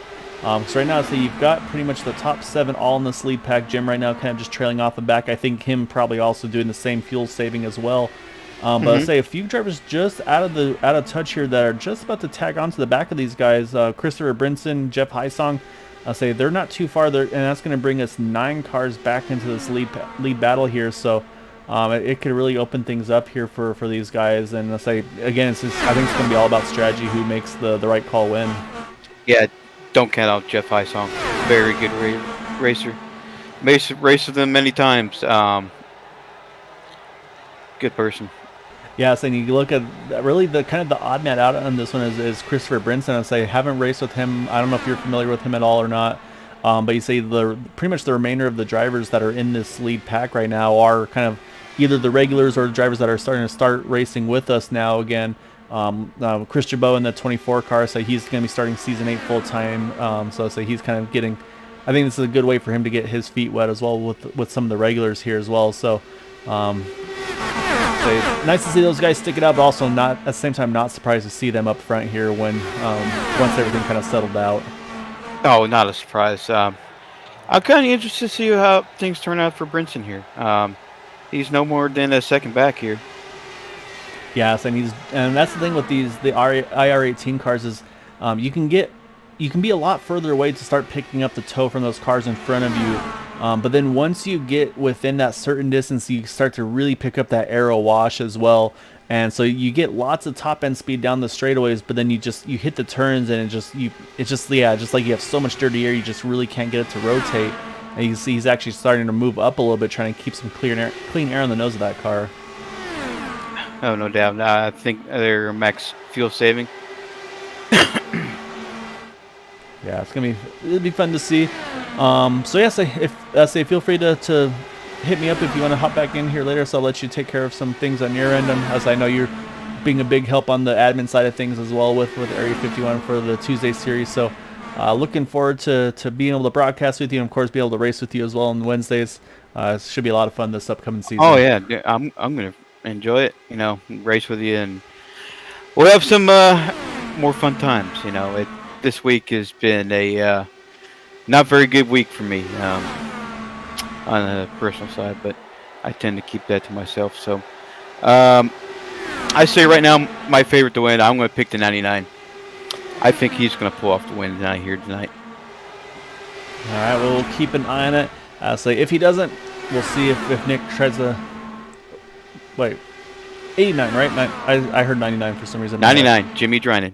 Oh, 99. That's right. Sorry, I was mixing up the 89 and the 99. I'm still learning all my overlays and buttons, and yeah, that's part of why I'm really happy to be able to play with this tonight. Oh, I love your overlays. It's great change for Area 51. Yeah, so hopefully we'll keep improving things as we keep progressing on. But yeah, so I appreciate it, Matt. So it's going to be a lot of fun. So I look forward to having Steve back in the booth with me, as well as Jimmy gets big loose there off of turn number 4. Able to hang on to it though, but yeah, it looks like these guys are having to wheel him a little bit here. Yep. Looks like Jimmy Oh, I thought Jimmy was going to start making his move here. Oh, it's getting dicey up front there. You saw Chris try to make a move on Jimmy. Jimmy's trying to run the top side. It looked like to get around Charles. So yeah, I think these guys are starting to try to make some moves happen. Wow. Yeah, it's getting dicey now. So. All right, I'll let you get back to your stuff if you have any. But yeah, definitely feel free if you have anything else. I'll come grab you and we can chat some more here, sir. Buddy, no problem. All right, so that was Matt Wagner. He is one of those championship 4 from season 7. It was him. It was Craig Forsyth, and then Charles Teed, and then They mentioned, I was saying in the broadcast there a little bit earlier, Henry Bennett, our defending champion from Season 7. So those are the guys to keep an eye out for. But you can see, again, I'm looking at, say, again, they pitted last 33, 35. I lost my ticker.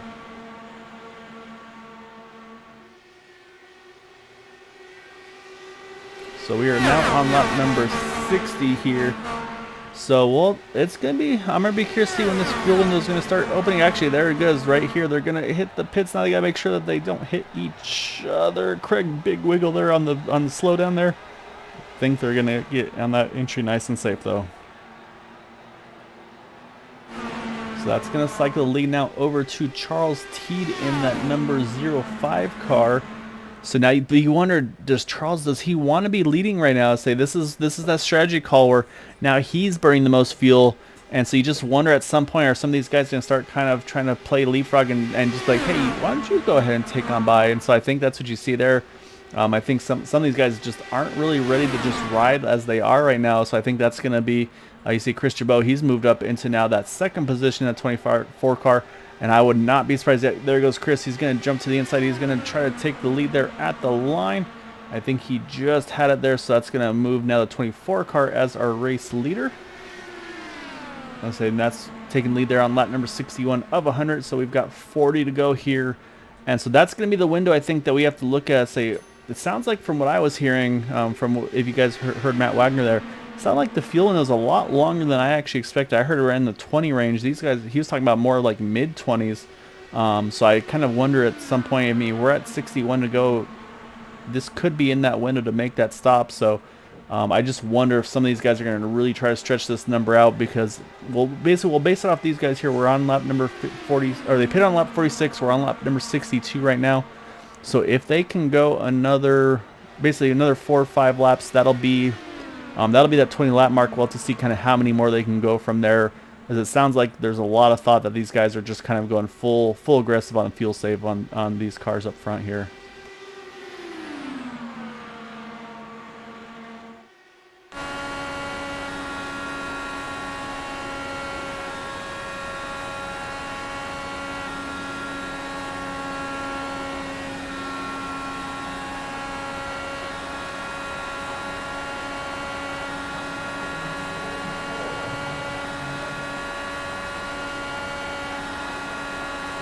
The telltale sign you got right now that they are saving fuel.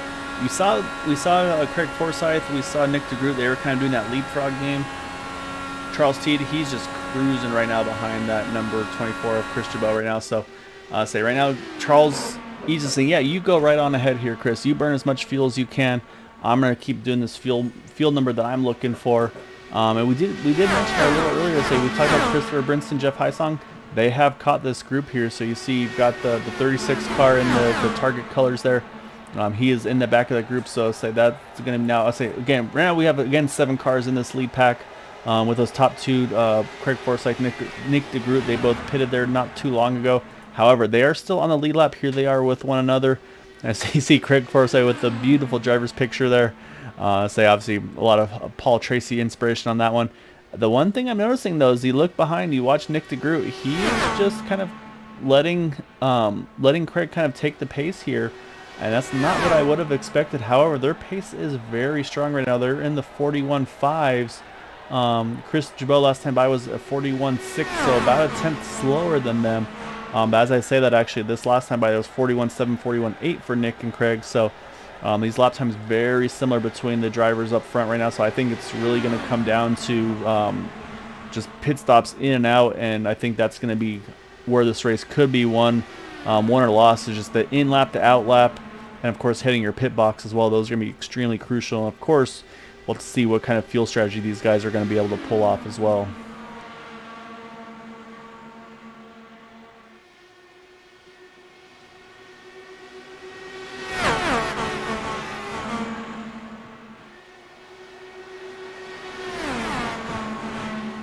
Here comes Chris Jabot. He is pitting here on lap 65, coming to 66. So that is right around that 20 lap mark that we just talked about. So he had last pitted at lap number 46. So that's right around that 20 lap mark that we had just talked about. So now it's going to hand it over to Charles Teed. Now the question is for Charles, does he want to stay out? Does he want to lead this pack? I feel like he's kind of in the position where he's almost having to be forced to right now, because otherwise you're just going to lose too much pace if you do that. So I'm watching the pit stop time. So there's going to be obviously the pit time itself and then the pit in and out of the pit stalls. And so it looks like Chris Jabot just now coming out of the pits. So we'll see where he cycles out. And that's, it looks like they just jumped around him. You see there, he's going to get back out on track, but Craig and Nick had already gotten by him. So that's going to be the kind of the first question answered on the pace of some of these cars. And now we're going to be watching lap times, and this is where I get a little nervous. I'm watching the lap times. They have definitely dropped here. So you got Charles Teed. His last lap was a 42.17. Whereas Craig Forsyth, Nick DeGroot, they were in the 41.7, so about 0.4 of a second quicker.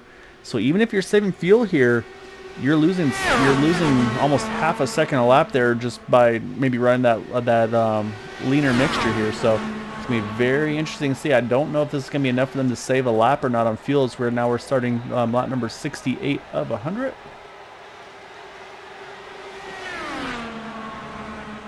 Right behind them is Jimmy Dryden in that number 99 machine. I say that's Matt Wagner's pick for tonight.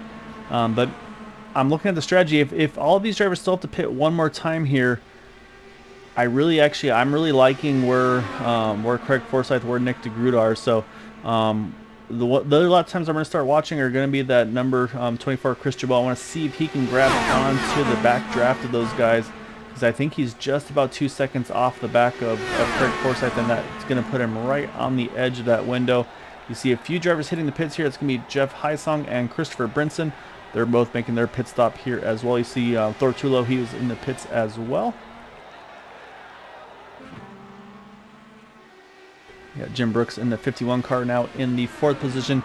He's kind of been the caboose of this lead pack most of the way here, so I feel like if anybody saving the fuel, he's probably one of the ones that's been able to save the most here. And again, watching lap times, Chris Jabot, that last time by was a 38.37 compared to 37.78. So yeah, it's just, yeah, it's gonna be interesting to see how everything cycles around right now. But as I said, here comes Charles Teed, and I believe that is Jimmy Dryden. So that's gonna be Teed and Dryden here. They're hitting the pits here. That's on lap number 70. So that's gonna be right at 31 to go. That's going to leave Bud Steele, Jim Brooks. They're going to stretch just one more lap, possibly. So this would basically pitted on lap 46. Right now we're on lap number 70, so that tells me about 25 or so. That would leave them about 5 laps short if they can run that same fuel number here. So it's going to be very interesting to see. And again, of course, the next part of that's going to be the gaps between some of these drivers here. So it's going to be very interesting to see how this all pans out. So we're going to watch Bud and Jim here. I think we'll see, yep, here they both come into the pits. You see Jim, big pit entry there by the 51 car. Able to actually jump around Bud Steele there on the pit entry. So that's going to give him a little bit of track position possibly there. Now it's all about hitting that pit stall. But I say, again, we're talking about some of these guys up front.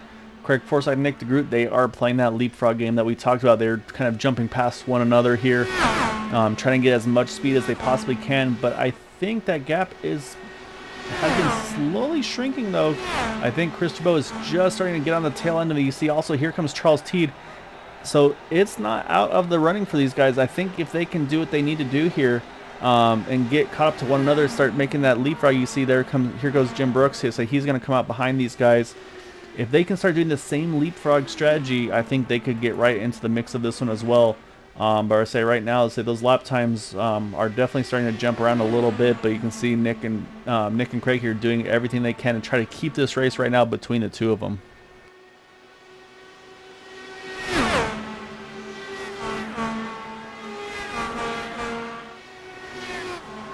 So I say this is where Chris and Charles, they got to start working together here once they get back to one another. Once Charles gets that big run, he's going to have to try to jump to the inside of that 24 car and see if they can play that leapfrog game as well. And looking at that last lap there, we've got, I believe, fastest lap of the race the last time by was Charles Teed, 40.47, almost a second and a half faster than the front two. So I think at this point they are going to get there. You see right now, so you see Chris where he is in relation to Craig and company. So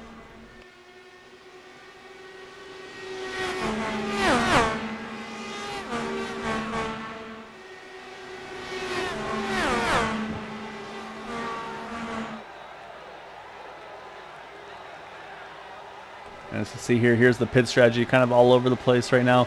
So Nick and Craig, they have been on theirs since they've had 13 laps since their stop, I should say. Sorry, 7 laps for Chris Jabot. And then they'd actually just say it's so close, it hasn't even given me a number yet for Charles Teed and Jimmy Drynan there. So yeah, so say that's going to be the strategies here, is going to be to see who has what left in this one. But you can see the top 4, they've all caught one another. Now it's all about see if Jimmy Drynan, if he can tag onto the back of these guys as well. It looks like he should be able to. And then Matt mentioned Jeff Heisong being really quick. You see he's actually now, he's been able to jump Jim Brooks here. And so that's going to maybe be able to move Jeff now up into this lead pack as well. Unfortunately, I think they've been able to separate themselves from Bud Steele. So this is going to leave 7 cars in this lead pack here.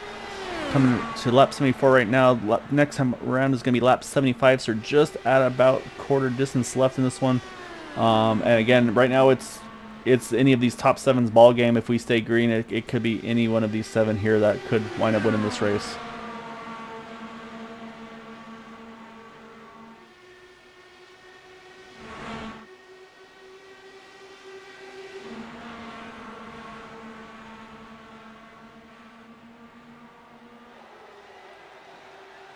So now, again, we talk about the pit stop window. So pit lap for Nick DeGroot, Craig Forsyth, lap 59. Pit stop lap for Chris Jabot was lap 65. Charles Teed and Jimmy Drynan was on lap 69. Lap 68 for Jeff Heisong.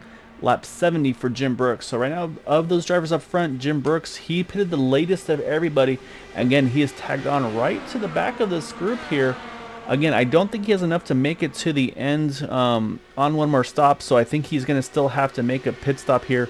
The question now is going to be, how do you make this final pit stop? Do you kind of go with, oh, actually, they got a good battle here with Chris and Charles Teed there. Charles not able to complete the pass, though.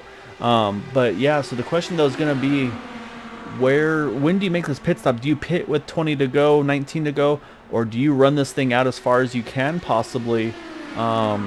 It's going to be very interesting to see. I don't know what the tire wear is looking like, because if you think about for some of these drivers, the limitation is going to be the fuel, not the tires. So like if you're Jim Brooks, do you maybe think about just taking a splash of fuel, not taking tires? That could be a strategy call as well for you to late here in the race.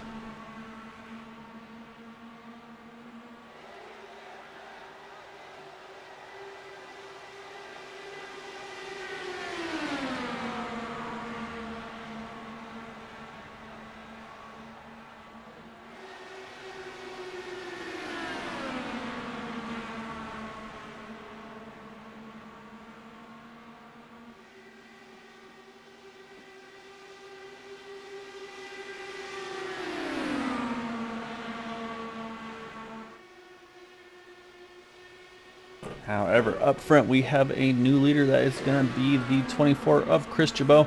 And I'm wondering, again, we talked about the fuel window. I think this might be where Craig Forsyth and Nick DeGroot, maybe they need to save a little bit. But as soon as I say that, there goes Nick DeGroot. He's going to jump back to the inside line here. I was wondering if any of these guys might have to make sure they can save enough to get to that 20 to go mark. Because the two that are going to be the closest, as I say that close there, between Craig and Charles T there for third position. I think 20 to go is going to be the magic number for these guys up front here.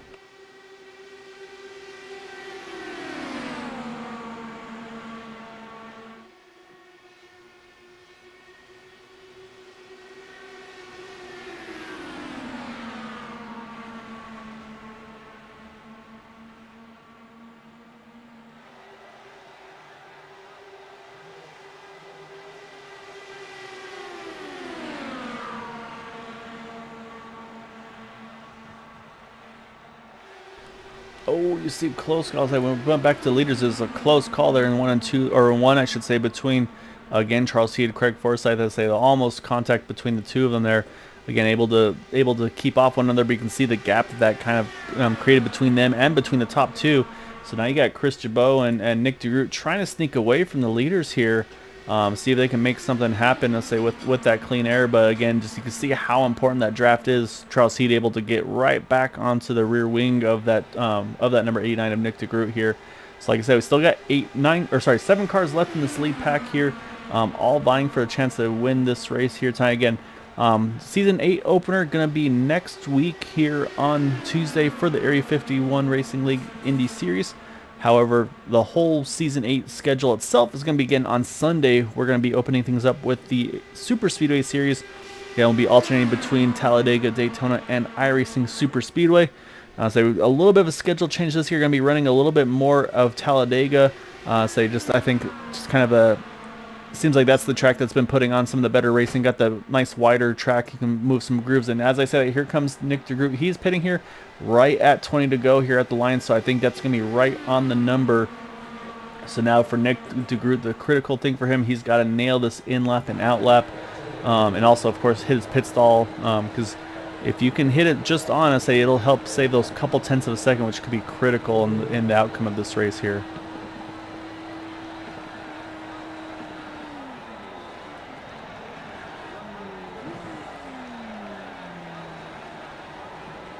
So he was able to hit pit box nice and clean there. Let's move Charles Teed now to the point. So again, there's a lot of potential strategies at play here. I was going to say, I think we'll see Craig Forsyth. He's going to probably have to come in. You see big entry there. Hopefully got it slowed down time. He definitely went after it there. One driver I'm a little nervous about is they kind of fell off the pack here is the 51 on Jim Brooks. He'd fallen off the draft just a little bit. I think he's still okay though. But it was looking a little further back than he needed to be, so I think he's still in okay shape, though still has that draft. Again, he's the one that pitted the latest of these lead lap cars. I think the next one we're going to see be pitting is going to be the number 24 of Chris Jabot. He had pitted the latest, or the earliest I should say, after Craig Forsyth and Nick DeGroot. And looking at the pit stop time, tenths of a second between them. Here comes Chris Jabot. He's going to hit his pit box. So he's able to get down the speed. Looked like a clean entry there as well. So it'll be interesting to see. I want to see now real quick to see where do Craig and then Nick DeGroot come out right together with one another. And actually, if you look just in front of them, they got some cars in front. They might be able to steal some draft off them to kind of help their pace out that little bit here. So now to watch to see where does Chris cycle out in relation to them. You see he's going to have a lot of pit road to travel through here still. You see those two lap cars in there in the very, very corner there, actually hiding behind the LMC gear, their sponsorship. That's going to be the 20 and the 89 cars. So here comes Chris. He's heading back up to speed. There are those two cars that are right on the tail end of the lead lap. And then here come Craig Forsyth, Nick DeGroot, and he's going to get out. I think he's going to be able to tag onto the draft of them just to make sure he gets a clean exit off of 2 here. And yeah, he's going to be able to tag right onto the back of these guys. So great pit stop by Chris Jabot. He's going to be right there with Craig Forsyth, Nick DeGroot. Now back up front here with our leaders. We've got Jimmy Drennan and then Charles Teed. So right now you got the 4 drivers here in this lead pack. They've yet to make their final pit stop, so they've got one more to go here. Again, I say they all pitted about 5 laps, I want to say, later than Chris Jabot. So now the question is, do they blink in reaction to those guys up front? Or do they kind of just keep doing what they're doing here? And right now it looks like they're just going to kind of stick it out. And I say, Matt, you made a great point there for Bud Steele. It might be worth him pitting here early to try to minimize some time loss, but the only concern I have is we talked about you want to be towards the front to not get trapped a lap down. Right now Bud's showing about 6 seconds, if I'm not mistaken, off the lead. Maybe about 7. Is that too much distance for him to not be able to... too much distance basically not to get lapped there? That's going to be, I think, the risk versus reward for Bud if he tries to short pit a little bit.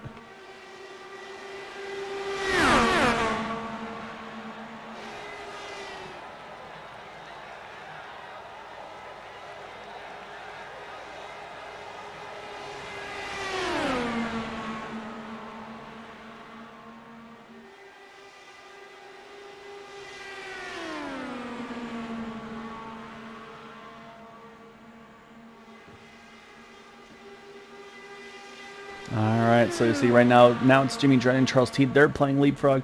Lap times for those two are right now in the 37 fours, or basically around mid 37 second bracket. Nick DeGroot and Craig Forsyth also right around the mid 37 second bracket. So these guys running right on top of one another. Saying we mentioned Chris Jabot, he's right there. So we'll jump back and take a look. He's right there with him. They're in a little bit of traffic there. They looks like they just got around him there. I believe that was Christopher Brinson that they had just passed as well for to get that position around. I believe right now Christopher is actually, let me see, when did he last pit? Okay, so he still has one pit stop left to make in this one as well, but he is in this lead pack. Oh, we got one car there with some damage. Trying to see who that is. Actually, no, I think he was just rolling out of the way. Sorry. All right, so we're approaching here. 14 to go. Actually, 13 to go at the line. These guys still staying out. So right now, I'm the fuel mileage. Jeff Hysong has been drafting with these guys the whole time, but he pitted on lap number 68. Jim Brooks pitted on lap number 70. They've been kind of just drafting this whole time. They might be able to stretch this out a little bit further than the rest of these guys, and that's what I'm saying. Is it worth the risk of not taking tires and maybe just doing a splash of fuel? Will you gain enough time and not lose, and maybe be able to separate yourself from the lead pack with those tires or not? So it's gonna be very interesting to see. So right now we're at 13 to go. And yes, I think they're going to be having to pit very shortly here. So, as I said, now 12 to go at the line. It's going to be very interesting to see how this is all going to be panning out here.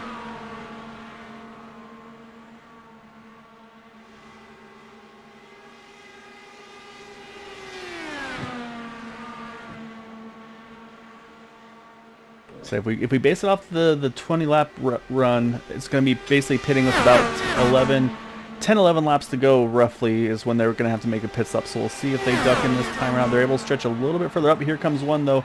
It's going to be Jeff Hysong, and that makes sense. So say that's Jeff here in. He had pitted, I think it was on lap number 68.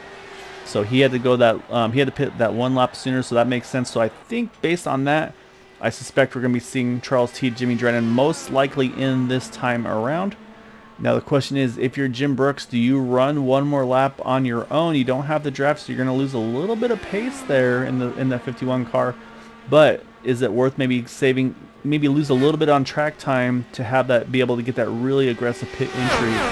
Because again, he had pitted a lap later than Charles and Jimmy this last time by. So we'll watch here out of 4. And yep, here they come. So they come in. Jim stays out. So this is going to be the strategy call by the 51. He's going to go a little further. Looks like a good entry for the both of them. So now that's going to cycle Jim Brooks into the point. And that's with 10 laps to go here. So now if you're Jim Brooks, do you stick with the strategy? Do you take 4 tires and fuel? Do you gamble? Do you take just enough fuel to make it to the finish here? And maybe see if you can keep... first, kind of get out of the pits clean with some old tires. It'll be tough because obviously you're going to be on the apron with some greasy tires that might be a little risky, but you never know what the gamble's going to be here.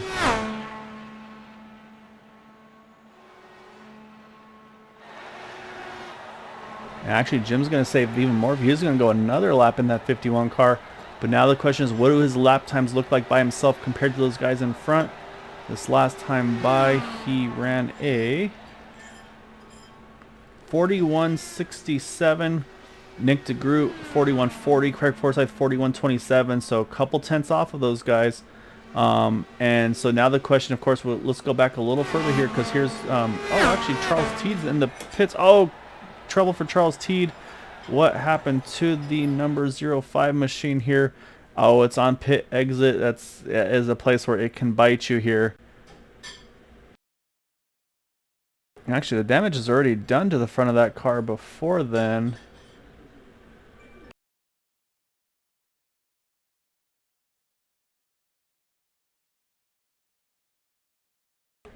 I can't. Something happened to Charles there, where it basically took the front clip off of his car. So unfortunately, that puts Charles in the pits. And here comes Jim Brooks. Okay, so it sounds like Charles did not take tires, and that may have been what bit him. So that might be the answer for Jim Brooks here.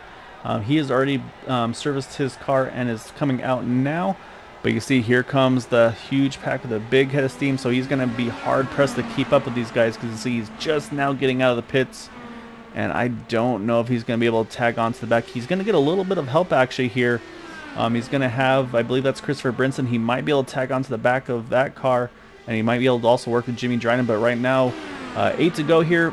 You've got a 4-car battle as things run. Nick DeGroot, Craig Forsyth, and Jeff Hysong. Right now, it looks like those will be the four battles for the four battling for the win here tonight.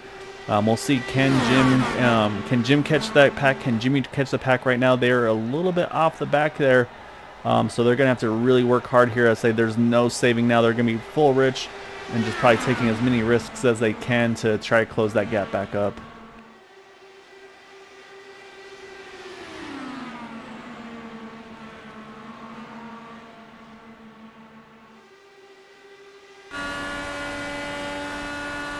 Hop on board here with that number 30 of Jeff Hysong here as he heads into turn number 3. You can hear there he has to roll out of that throttle with that dirty air, just cannot stay planted to the ground here. And that's the challenge with these cars is the dirty air. You got to find the clean air where you can make the moves happen. So right now it's been Nick DeGroot, Craig Forsyth. They've been the ones playing leapfrog with one another. But I don't know. I think we'll have to keep an eye on Chris Jabot. When does he make a move here? It's obviously a tough thing to do. But actually look behind them. Here come Jim Brooks, Jimmy Dredden. It's not over with these guys yet. And they also have about 10 lap fresher tires than Craig Forsyth, Nick DeGroot. So, I mean, we'll see. Do tires, could they play a factor in this one as well as they maybe counteract that dirty air a little bit?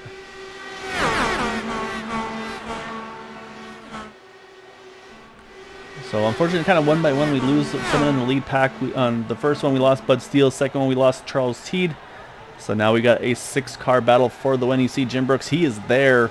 There's no questioning that. And then not too far behind Jimmy Dredden, he's going to be joining this mix as well. So thing is, though, we got 5 to go here. There are no green-white checkered finishes on the Indy Series. So he's going to have to make decisive passes. He's going to have to make them quickly, but it's going to be very difficult for him to make these moves. Even with the fresher tires, because now he's got to compete with the draft of those cars in front. So if you're Jeff Hysong, you can kind of steal the draft of those cars in front of you, and that's going to be able to make life very difficult to make passes if you're that 51 of Jim Brooks here.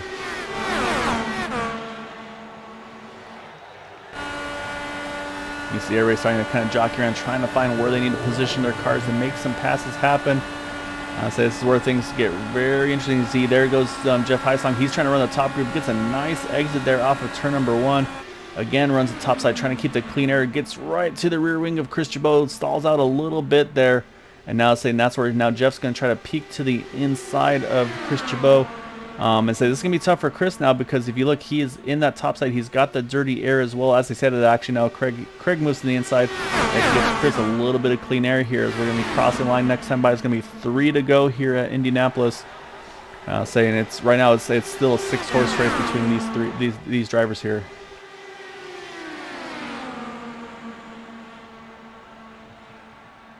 You see Chris Jabot, he takes a look there, but gets in that dirty air there. Couldn't do anything with it. Craig Forsyth, he's going to have the lead there through turn number 2. Right now, it's been a kind of a cat and mouse game between those two up front.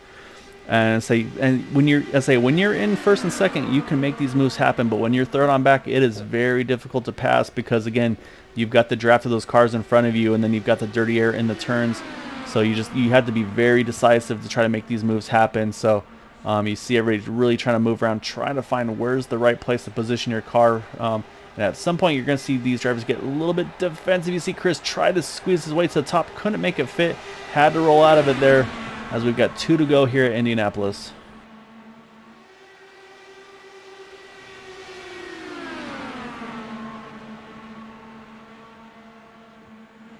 All right, coming out of the backstretch, about a lap and a half to go. Say if you're Craig Forsyth, if you're Nick DeGroot, you're going to be keeping on playing this leapfrog game. That's really the only thing you can do. But here comes a big move from the outside. Here comes Jeff Hysong. He's going to work the top side. Might be able to clear the 24 of Chris Jabot. He's got still some pretty clean air on the front wing. I think the momentum is going to carry him through here. So move Jeff Hysong down to third as we take the white flag at Indianapolis. 1 to go.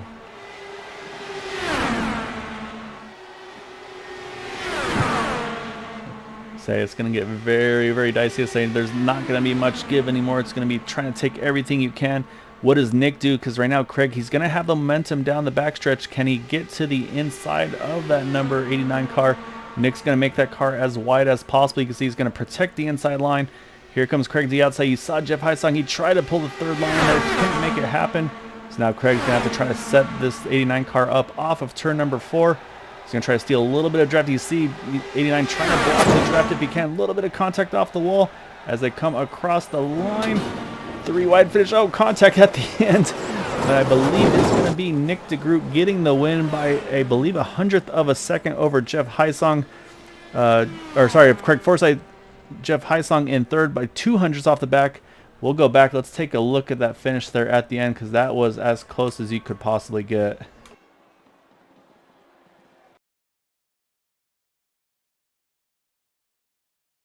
So we'll watch here from the chopper cam. You saw Nick, he protected the inside line and tried to duck away from the draft of Craig Forsyth. You can see as they come across the line here. And yeah, you see Chris tried to make it 4 wide there at the very end, try to squeeze in there, but it's gonna be Nick DeGroot getting the win over Craig Forsyth, Jeff Heisong in third, and then Chris Jabot, Jim Brooks, Jimmy Drynan will be the top 6 here tonight.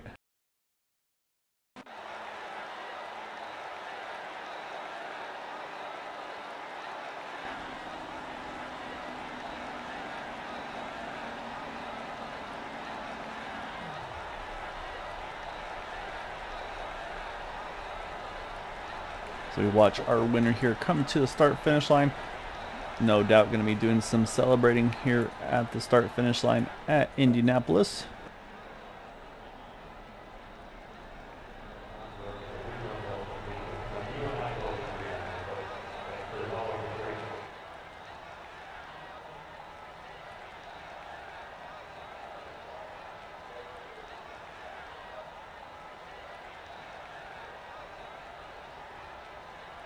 Alright, so let's go ahead and we'll pull up some drivers here to chat with.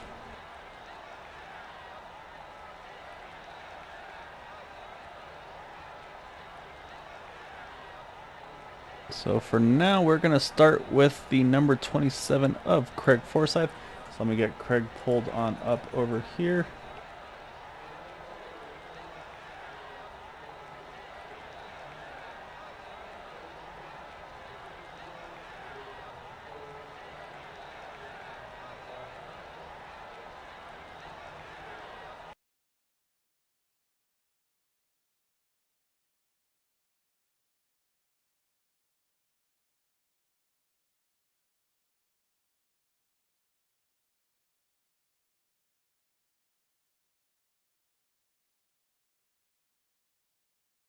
All right, let's go and pull in our number 27 of Craig Forsyth. That was a hell of a battle there between you and Nick there at the end. I say you guys had to make sure you were the top 2 to kind of play that leapfrog game between the 2 of you there at the end. I was saying the one thing I noticed they're different at coming to the white. We saw obviously Nick really protective of the inside line. You try to make the run there off of 4, and then it's like he just basically kind of cut the car as far as he could before getting to the attenuator. To kind of make sure you didn't steal as much draft as you could off of them. But I mean, take us through those last couple of runs there, because I mean, you and Nick, you guys run on kind of a different pit strategy, having to pit a little earlier than the rest of the guys. Then you all found your way together though once it came time to battle out there at the end. It was, I mean, we knew that you go lapping here, you don't go a lap down. So as long as you had the fuel to make it to the end based on your pit stops, it didn't matter whether we pitted off sequence or on sequences, but you had to have someone with you to do it. That was the big thing, because on your own you'd lose time. So we just kept the leapfrog going and discussed how long we were going to keep it going. We both agreed that we were just going to keep leapfrog until the last lap. And at that point I tried to set him up to do the back straight pass, but he's wise to that, and couldn't get onto his bumper on the coming off of 4 to get a bit of a draft. If I had, might have gotten that 7/1000s I needed. Yeah, so it was close between the 2 of you, and we saw Jeff Heisong. He snuck in there as well, try to see if he could sneak to the outside of you try to steal the win as well there. So then Chris Jabot tried to see if he could fit that 4 wide in there, couldn't quite make it happen, but. So obviously kind of a tale of 2 races there once you got that first half. I say obviously we had something we had talked about. I say we knew that with a kind of a open race to bring some new names, new faces. I would say it's usually kind of a rough one on those situations. But then I would say once once we got to the kind of the usual suspects, if you will, with the Area 51 on the Indy cars. So you guys kind of do what you do best with this league, and say put on a really good show there all the way through the end. Oh yeah, and I mean Jeff and Chris are both great drivers, so yeah, it was it was fun. All right, so say obviously kind of the warm up for season number 8 here coming up next week. So what are your thoughts? What are you looking forward to there? Going up against everyone, and we start the new season next week, so looking forward to all the boys, and I'm hoping that we get some new blood in here, and a couple of the guys that I know that hopefully we'll see them in next season, which starts next week on Tuesday. Well, great run, Craig. It was a lot of fun watching you guys battle out. So just not quite there what you needed tonight, but Sam, we'll save your silver bullet for next week. You betcha.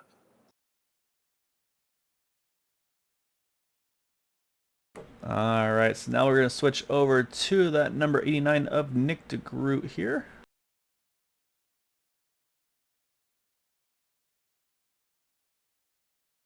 So let's go ahead and pull Nick on over here as well. All right, Nick, started from pole, finishes in first position. I saw you signed up there for season 8. I obviously know what you're capable of over with the Dark Horse guys on Wednesdays. So I think you're kind of showing what you got in store for these guys for season 8 here coming up next week, huh? Yeah, I sure hope so. I mean, I love these IR18s. I know a lot of people prefer the DW12s, and they have plenty of positives, no doubt. But I've just always enjoyed how difficult these IR18s are to drive, how technical they can get. And even with all that, you can still get a 3-4 wide finish at the end. So I'm excited to be part of this league and be able to race these cars in another league setting, because I don't get to race these things much outside of fixed. So it's going to be fun. Yeah, and that's a great point you brought up. Is obviously a DW12. There's no adjustments you can make to those things. These cars, you got the ARB, the weight jacker, and then of course also the fuel map settings. I mean, obviously you had a lot of clean air tonight, so I'm sure for most of that run you're probably just kind of having to keep your foot to the floor there, not making a ton of changes. But how much did you have to adjust over the course of over the race when you were in that dirty air and such? Yeah, honestly, not much, because just the way it was tonight. The cars were able to suck up pretty well, so I just didn't mess with it too much. I was fine. It was making the car too loose if I did that, so I kind of just settled in with my settings that I went with at the beginning of the race and kind of left it there. I would tighten up if I got in clean air, but other than that, just kind of rode around and waited for the fuel stops to cycle out, which I'm surprised worked out for me, because I thought I fumbled, but not pitting there at like lap 20 when everyone else did, but cautions really helped me out there. Yeah, so obviously that last lap when you kind of all bets were off there between you and Craig once you got to that white flag. There's some nice little moves there. Obviously you kind of had to make sure you could avoid as much draft as you could from that number 20 car to prevent him from kind of stealing the win. Because it was just pretty much a nose cone, it looks like, between the two of you there at the line. Was that something you were watching too? It's like, okay, I got to cut as low as I can to make sure that there's no contact between us there. As I'm watching the replay now, you were the only one that came through and skated after turn 1 there. Was that something you were kind of thinking, okay, I got to kind of just break that draft as much as humanly possible coming to the start finish line there?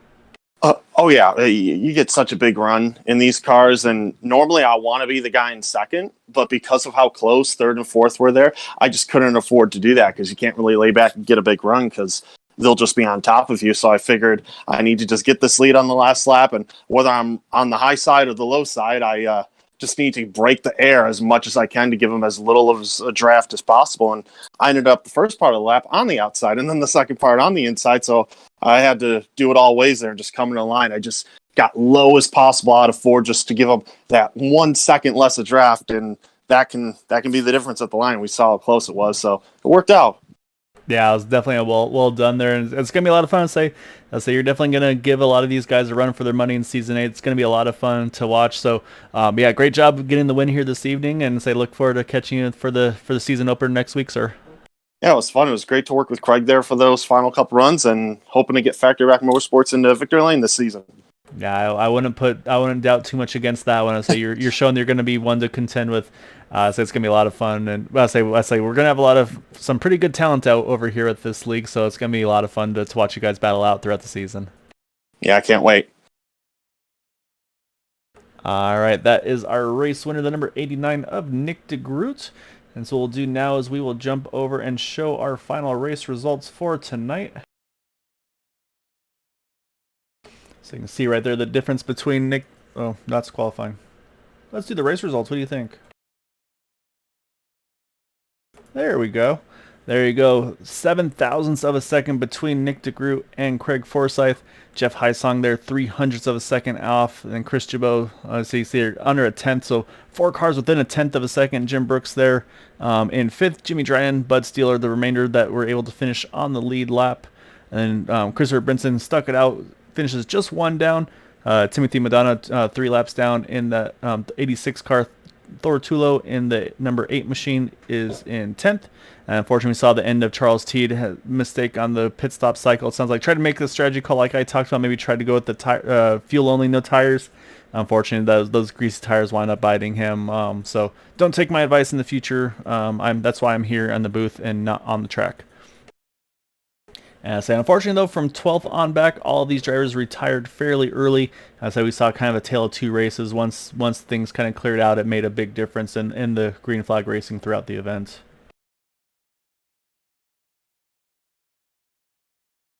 So see 11th through 28th there from Charles T, Jack Walls, Kevin Parker, Kevin Fries, Matt Reed, Matt Wagner. So that was not planned to have Kevin and Matt all together. Pablo Rust, Dwayne McCarthy, Alan Greenway, Rachel Hunt, Bob Fitzgerald, Gary Corley, Nicholas Cronenberg, Tiago Laurentino, Anders Arhus. As you can see, there's kind of some characters I can't recognize. So I'm guessing it's Mikhail Gingras, Amari Pavoto, Brad Ringer.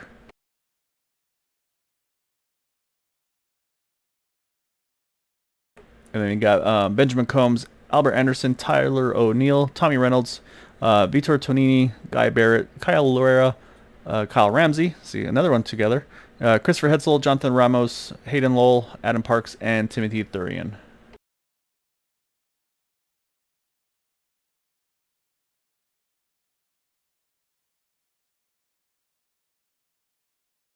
So that is going to do it for us here with Green White Checker TV. Again, next week will be our season opener for the Indy Series. However, season number 8 will begin on Sunday for the Super Speedway Series.